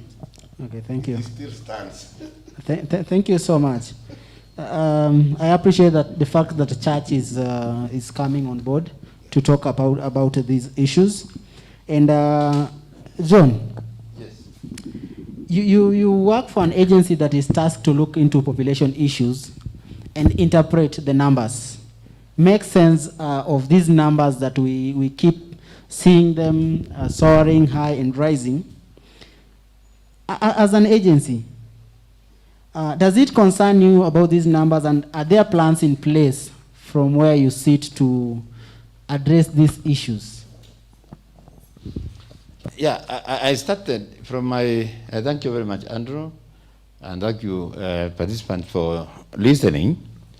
What I would like to talk about is numbers. Numbers also translates with what has been alluded in the other panelists, by viewers being concerned with the statistics and evidence. Yes. So numbers come from that point of view where we have to make decisions that are evidence-based. Now, when it comes to population numbers, yes, we are concerned about numbers because if we don't regulate the rate at which, for example, the population is growing, then there's a likelihood of a disconnect between the available resources and the numbers. So we may not be able to put food on the table if the numbers are not well done, from the household level to the national level. At the county level, if all the resources will go to consumption, that's the education, health, and there is very little that goes to economic development, then again, numbers are not making the sense they should make. Now, when it comes to the council, we are so much concerned with, for example, a quality population, where we have proper spacing of children through various ways. You remember the Imam said they allow family planning within the marriage, within marriage institution. And I'm sure even Rono could acknowledge fertility regulation within the institution of the family. Now, NCPD stands for the same, that we need to empower couples to space their babies so that at the end of the day they arrive at the number that they desire. You find when you do studies like Kenyan demographic and real survey, we ask women or couples, how many children did you expect to have? They tell us 4. And then, why then do you have 5? They start talking about what Jane will call an unmet need for family planning, for example.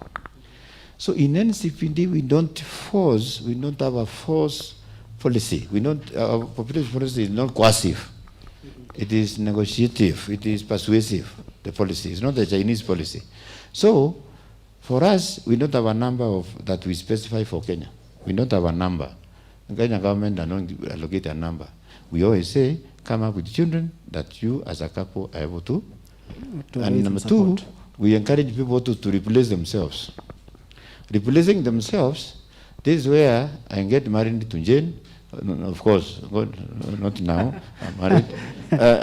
Then we replace ourselves. That's what the government policy seeks, that we need to empower people to replace themselves. 2 children, that's what the policy says. But you can have 3. But please space them. Space them. So numbers is key. National level, GDP, growth, economic growth, and the population. If there's a disconnect, no. Now we have the people. We need to invest in strategic sectors which I mentioned. One, for us to make these numbers make sense, we need to invest in education, and more importantly, basic education and the TVET, so that our young people can get employment, can create employment themselves. Number 2, we need to invest in the health sector. And more for those who want to use the family planning methods, let's make the methods available and make the choices available for them. And number 3, we need to invest in institutions, governance institutions, so that the resources that are allocated for family planning, for children, for Tibet, is already protected for that purpose. So good governance is also important. We need to invest in employment creation and industrialization. So that way, the issue of, and innovation, that way the issue of the youth will be addressed. And for me, that is what I can say about numbers. Numbers also can be used for monitoring and evaluation. Thank you. So thank you very much about that. Thank you. Thank you, John. You see, it is good to have you here to make sense of such very critical aspects of these numbers. And I think there was a point that Reverend raised, that they use the forums they have to make sure that they pass out this information to these people.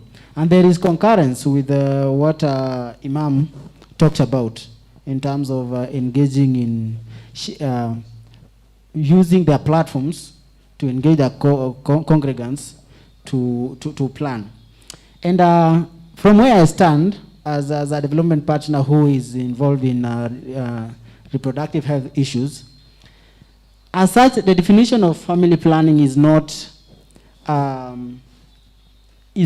completely ensuring that someone is not able to continue with procreation. But what we emphasize is the fact that there is need to do spacing. When we talk of family planning, we in essence are talking about spacing your children so that the quality that John and Ampi has just talked about is realized. All right? And so that there is no strain in the amenities which are there to provide quality services in terms of education, in terms of health, even the roads and the infrastructure that is available should be able to accommodate the number of children that we have for the quality life. John, you have something you forgot? Thank you for this chance. You have mentioned something that is at the heart of my career, and what I like most about. I always want to be clear when we talk about the spacing, so that we don't leave people in ambiguity, in confusion. Spacing, it is recommended even by the WHO that for a couple, after giving birth, a couple should start preparing for another baby after 24 months. Okay? Start looking for another baby. You are getting that, eh? When you start looking for money, you must have. So you get a baby today, you are blessed with a baby today, please start looking for another baby after 24 months. Meaning you breastfeed this child for 24 months, and then using whatever methods you are using, whether it is the traditional method, the bean method, the traditional methods also are recommended, but you start looking for a baby. How long does a baby take to be born after conception? 9 months, okay? 9 months plus 24 months? 33. Oh, those are 33, isn't it? And if you had stopped looking for a baby, and you start looking for it, you might take 3 months before you get it, isn't it? So you can add 3 months of searching, isn't it? Yeah. So that will be around how many months? 3 years, 36 3 years. months, yeah. So 3 years, then that's in total, how many months are those? 9 plus 3 of searching, plus 24 of breastfeeding. It's 36. 36. So WHO recommend 36 months spacing. Thank you. Yeah? And that has been seen to reduce newborn deaths. It has been seen to improve the health of the mother. The mother is able to recuperate and get another baby when she is already strong enough. So recommended by spacing, tell people, please start looking for a baby after 24 months. That will naturally translate into 3 years. Thank you.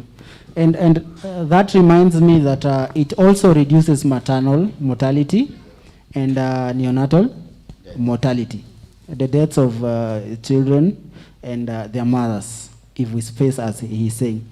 Mheshimiwa, we are so glad to have you here. You are accused of loving numbers of the politician, because you belong there, that the politicians are encouraging the numbers, that they really want to see numbers. And I was thinking, does it make sense if a child is born today, will he be there to vote for you? Because it's up to 18 years, right? That is when probably he acquires an ID and a right to vote. Those are 3 terms, right? Those are 3, almost 4 terms. Does it add value to you as a politician who is advocating for that today? I think that is the other question that Weshimiwas need to ask themselves. And if the population rises or increases in an unprecedented manner, it puts strain to the facilities we have.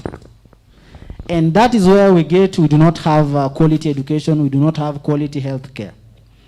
What do you have to say about the whole subject of teenage pregnancy within Nandi and the concept of family planning as a policymaker in the county assembly?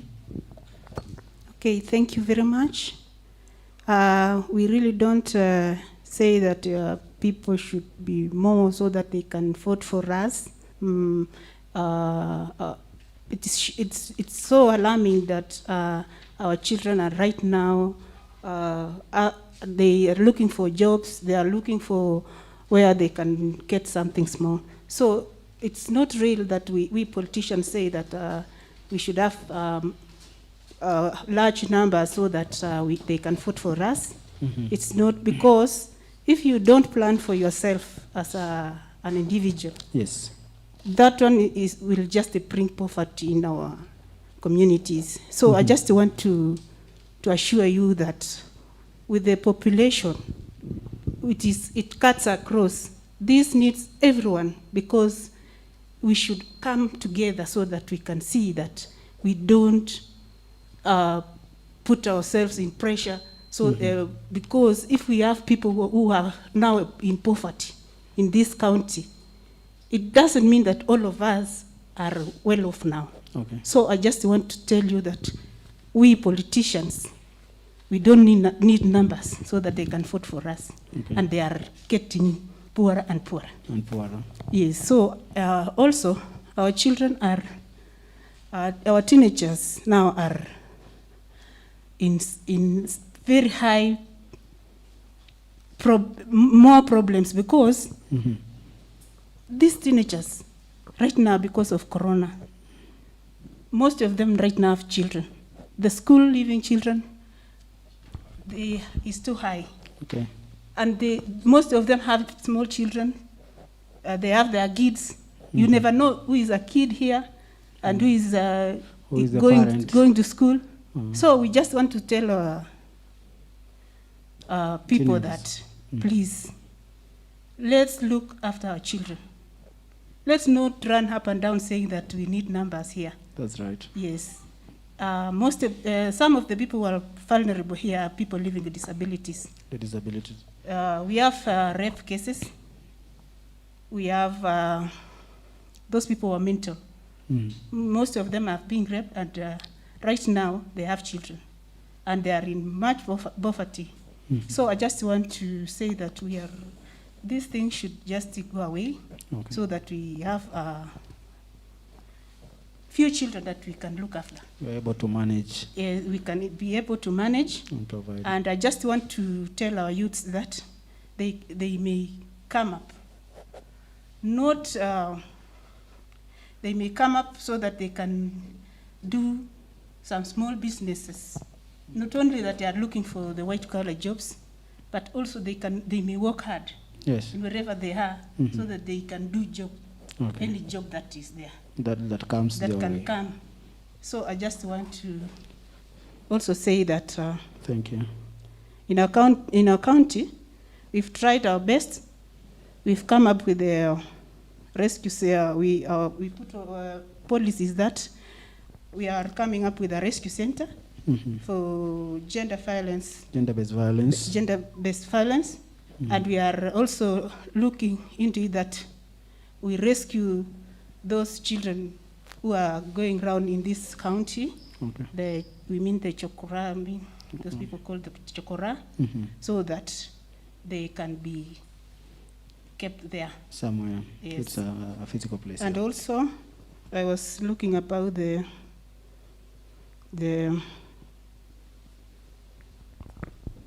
we should actually, it's now you, so that you can, our partners, do more programs on behavior change.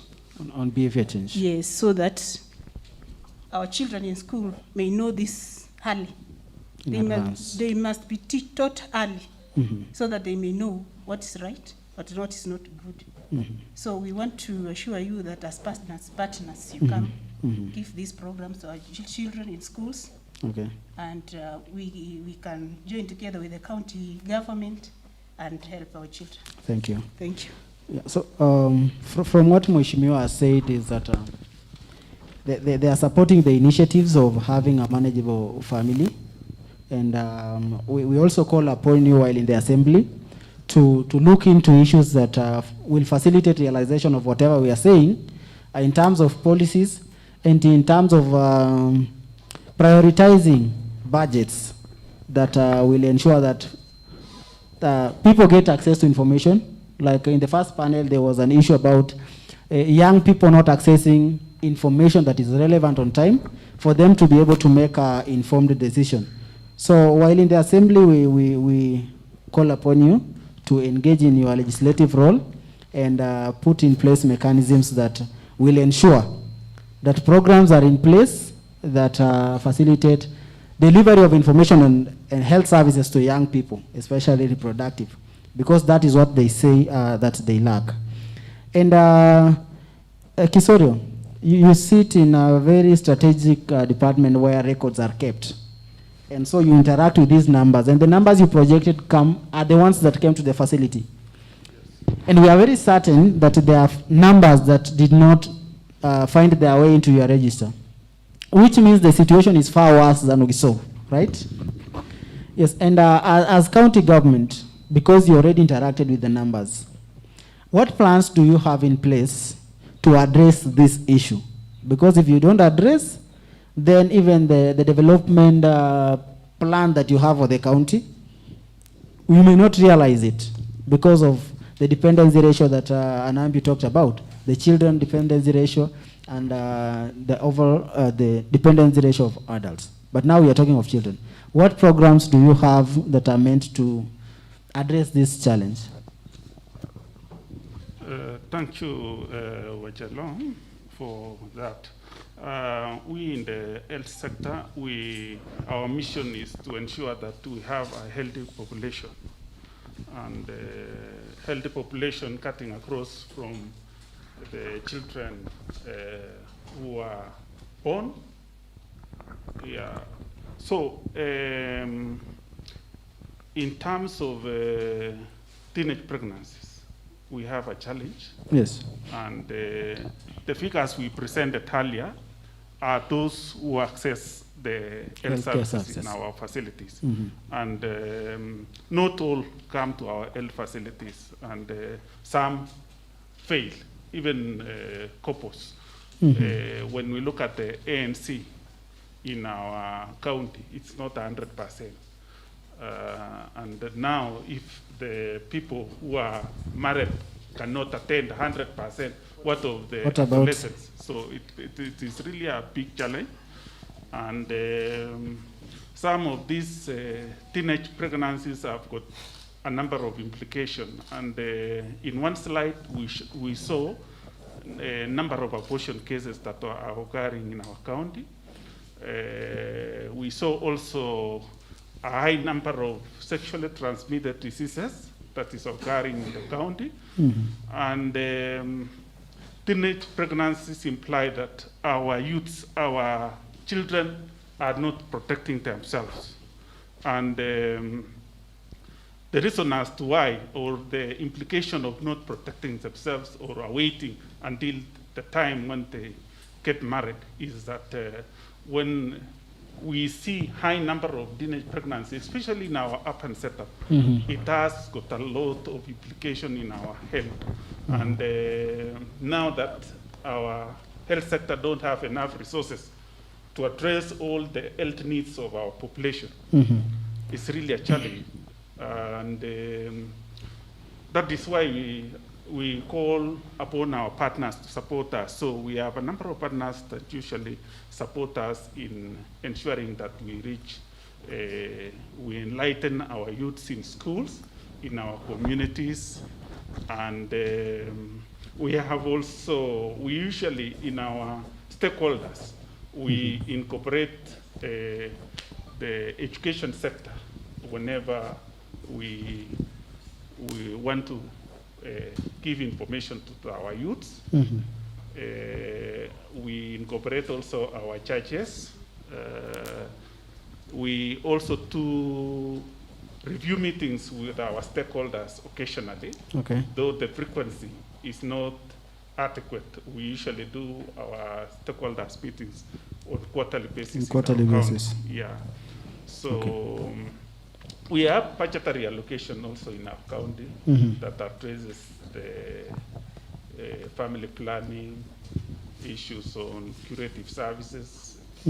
We have also partners that deals with the HIV/AIDS cutting across, because I'm sure if we have the teenage pregnancy, that means that the issue of HIV transmission and sexually transmitted disease also is a problem. It's a problem. So we have well-directed program supporting HIV. We have options supporting issues to do with reproductive health, adolescence, and youth, and issues of skill deliveries. So we have also the DSW that supports us in family planning. Okay, thank you. Yeah, among other partners. Thank you. Thank you so much. Online, I see Clement Lokoma is saying, good evening. A question to the panelists. In their areas of jurisdiction, what are they doing with regard to adolescents, precisely between the ages of 10 and 14, having in mind that they are entering their reproductive ages? Maybe I'll just ask so that we could do it at once. And then Mary Ombu is saying, are there programs by government to sensitize schools children about reproductive health outside the curriculum in Nandi? And then we also have the last one, Musa the third, is saying, I hope the rescue center to be put in Nandi County, as mentioned by Mheshimiwa, is a standard and established one that can serve the right purposes, timely and responsible. Maybe this will come towards the end.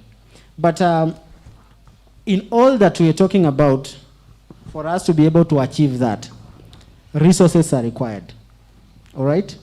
And health is a devolved function, it's a function of the county. And we could do a lot of good write-ups, produce good reports, but unless we act on them, unless they make sense to the county to have it as a priority, we may not realize that. So during the last AWP, were there consideration given to issues family planning? Because at the end of the day, if we address the issue of family planning, we have a manageable population, then they are able to get adequate information and timely. Because unless Jane, the health promotion officer, has resources that facilitate her to do the awareness creation, then the clients may not be able to get this information. Right, Jane? Yes. So, as a county, have you, now that is coming up over and over that there is an issue of information access among young people, is there a targeted plan that is funded to reach out, to ensure that information reaches out to young people? And have you engaged the county assembly to see the magnitude of whatever we are speaking? So we have Mheshimiwa, maybe from Kisorio, have you, because maybe MCS do not see the magnitude as you see because you interact with the numbers. Have you have an opportunity to engage them and explain this so that when your budget goes there, they also see sense of approving it without seeing as an obstacle? Okay, thank you very much. So I think we will be precise so that because of time, we'll be short. Yes, we have managed to engage the members of the county assembly in two things. One of them is the issue of health bill. Health bill is also will be a crucial in ensuring that we have resources to address the challenges in our health facilities. That is the Facility Improvement Fund? Yes, Facility Improvement Fund. Okay. And then on the budget, we usually do annual work plan every year, and this is an integrated AWP that incorporate the input from the county and our partners. So family planning is one of the areas that we usually plan for. And in an earlier panel, you saw that we have some health programs, advocacy, advocacy meetings in schools and even in our communities, and being an integrated item, family planning also is factored in. Then there is also the issue of integrated outreaches in hard-to-reach areas, where we incorporate also the issue of family planning as one of the strategies in addressing the challenges in our community. Thank you. Thank you. Mheshimiwa, I know you expense with the budget, with the passing of the, but I'm very certain that a supplementary budget will be coming. Yes. Most likely a supplementary budget will be going to the county assembly. Yes. So this is an ask that we are putting forward to you, to the Department of Health, Kisoro is here and the others, and you now on the receiving end, that if a supplementary budget is brought, kindly look out for a family planning component. If it is not, then put them to task, because we see there is need, there is urgency that we have that in place. And if it is there, kindly rally your colleagues in the county assembly, because you've seen sense and you're able to talk to them to see that if we don't do this today, you saw the socio-economic implications presented by John Anampio. If we don't do this today, then we are not bound to achieve the development targets that we have, and even the quality education, the quality healthcare that our people deserve. So, what do you have to say about the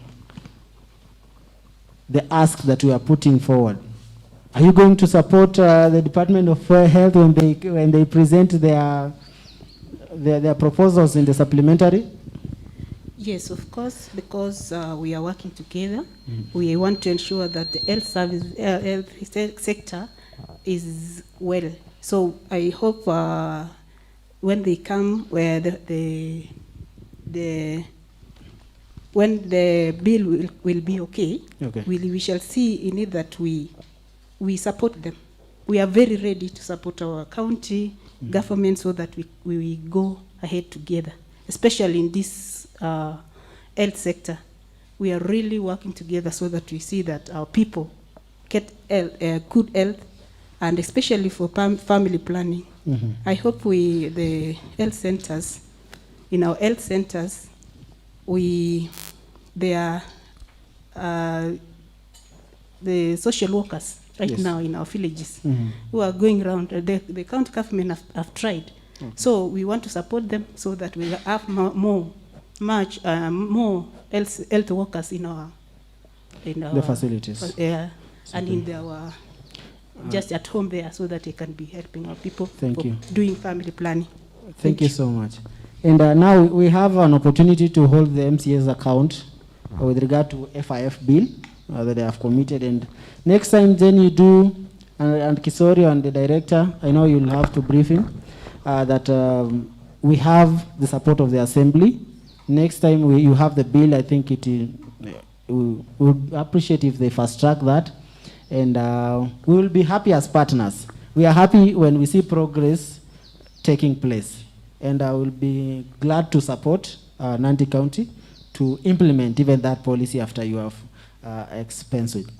Anampio, You've seen these things for quite the population issues and the teenage pregnancies, and maybe you have appreciative approach where first this is not accounted to blame. Yes. This is accounted that for Yes. In the region, thank you.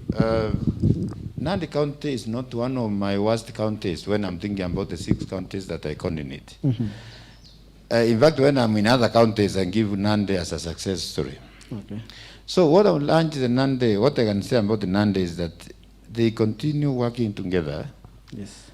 To strengthen the already ongoing interventions, particularly in the area of reproductive health. And where there are gaps, let the Nandi County work with the existing partners to address those gaps. That's one message. Now, what do I have to say? Do I have something to offer? That was asking me. Yes, Nandi County, Mheshimiwa here, I think we have under a number of meetings with the County Assembly, supported by NCPD and the partners, to engage with the county leadership, both the policy and the political, with a view to increasing the resource allocation to health sector. So that I can commit that NCPD, even in this current financial year, yes, we have lined up activities and workers' activities with this county to better understand our situation and work together, both the elected, the political, and the policy. Thank you. What is the other thing I have in mind? One, we cannot ignore the other community leaders, yes, the gatekeepers, the religious leaders. Yes. Let's not cheat ourselves. We cannot win the battle on teenage pregnancy through blame game. Yes. It is by first of all owning it, own the whole situation, and then ask, what can I offer?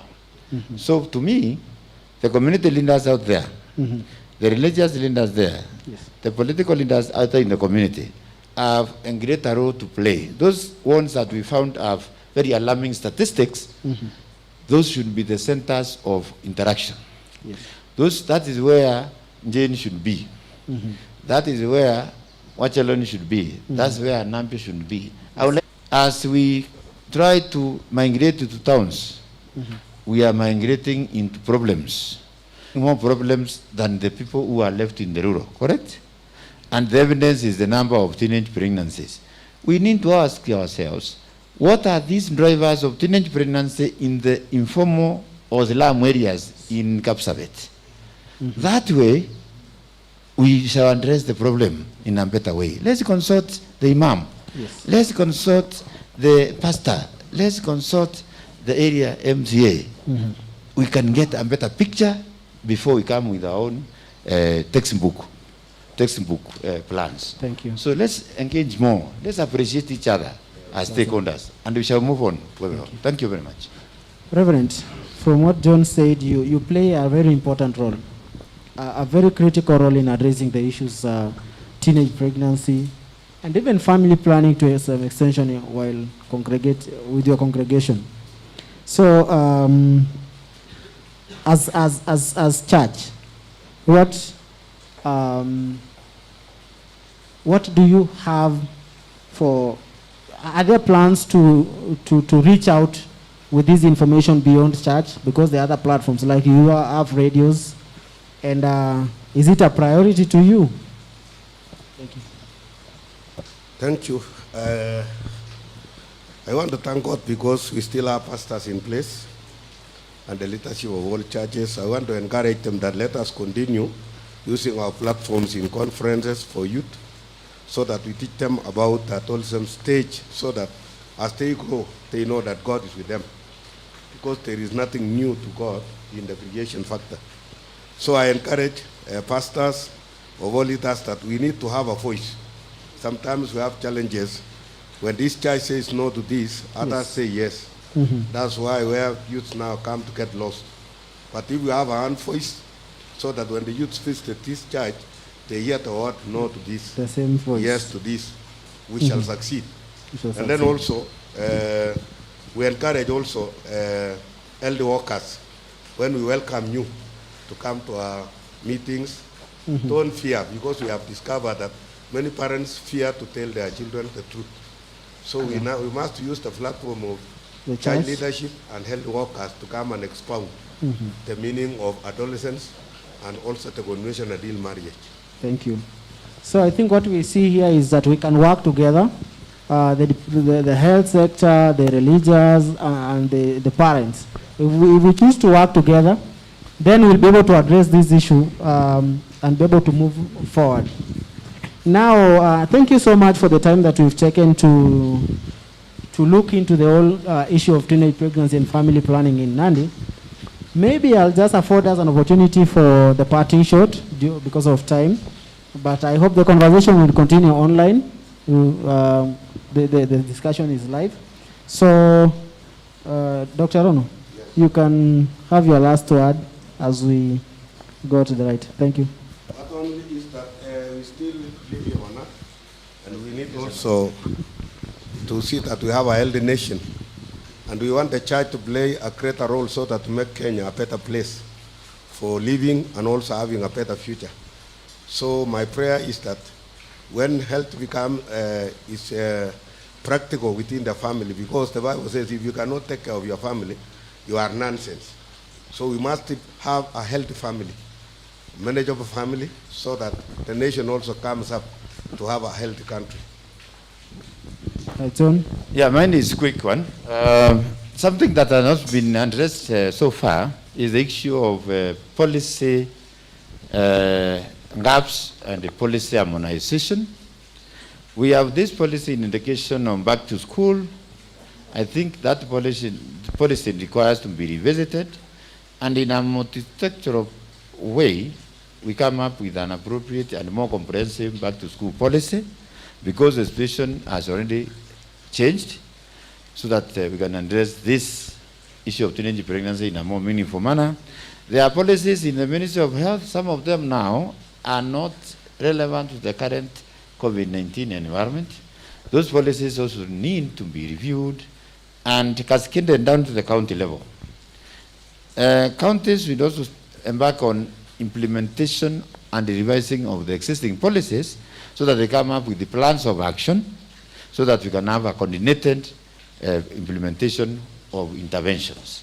That is the missing link, and that of course talks about the health bill and intergovernmental relations need to be really harmonized so that we, united, we can fight this issue of teenage pregnancy. So that's my parting shot. More collaboration among partners, even development partners like DLW who are supporting us. Let's also receive these partners positively. That's what I would like to say. Thank you very much. Thank you. Thank you, Rose. My parting shot is just to encourage our teenagers to still be more look out, watch out, and you take care, because we still love you. We want a Kenya that we can manage, and also a Nandi County that we can manage. And I also want to ensure that also you partners, when you are going with your programs, ensure that people living with disabilities are not left out. We need a sign language interpreter so that even our people who are living with disabilities who are deaf can know what we are saying here. Thank you. God bless you. Yeah, Kisorio, it's your turn. Yes, my parting shot is that I call upon for greater teamwork among the stakeholders in order to address the various challenges facing our youths, women, and adolescents, for us to achieve our mission of healthy people in our county and even as a nation as a whole. We need priority intervention in areas we have higher burden of these problems in our county in order to reduce the problems facing our youths and adolescents. And thank you. Thank you. Thank you. Thank you so much, our viewers from wherever you are. This has been World Population Day second panel. coming to you live from Allen's Hotel in Nandi, streaming via Declares Kenya on Facebook. And you can also get them on YouTube at Declares TV for the messages that for the messages that you've sent. We really appreciate. Due to time, we may not be able to address all the questions. Nonetheless, it's reaching out to the leaders who are here, and we hope that the next time we are commemorating World Population Day, because of this conversation that we've had, and that we will continue to have it, that there will be change towards better. There will be a better understanding of family planning in its sense, and that there will be a greater collaboration between partners, county, and the community for a more prosperous Nandi, North Rift, and Kenya at large. So thank you so much to Fin Media for ensuring that we are live from Allen's Hotel. Until next time, I'm your host, Wachelon Andrew. Till next time, bye-bye.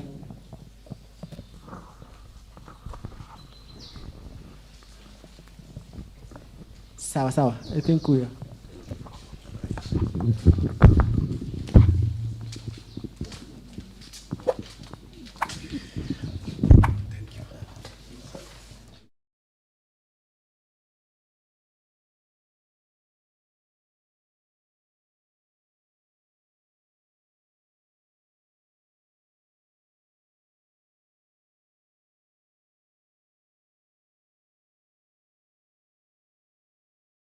Thank you very much to all our viewers and those that were actually viewing, this live event from Nandi County that was bringing about stakeholders from this northern region.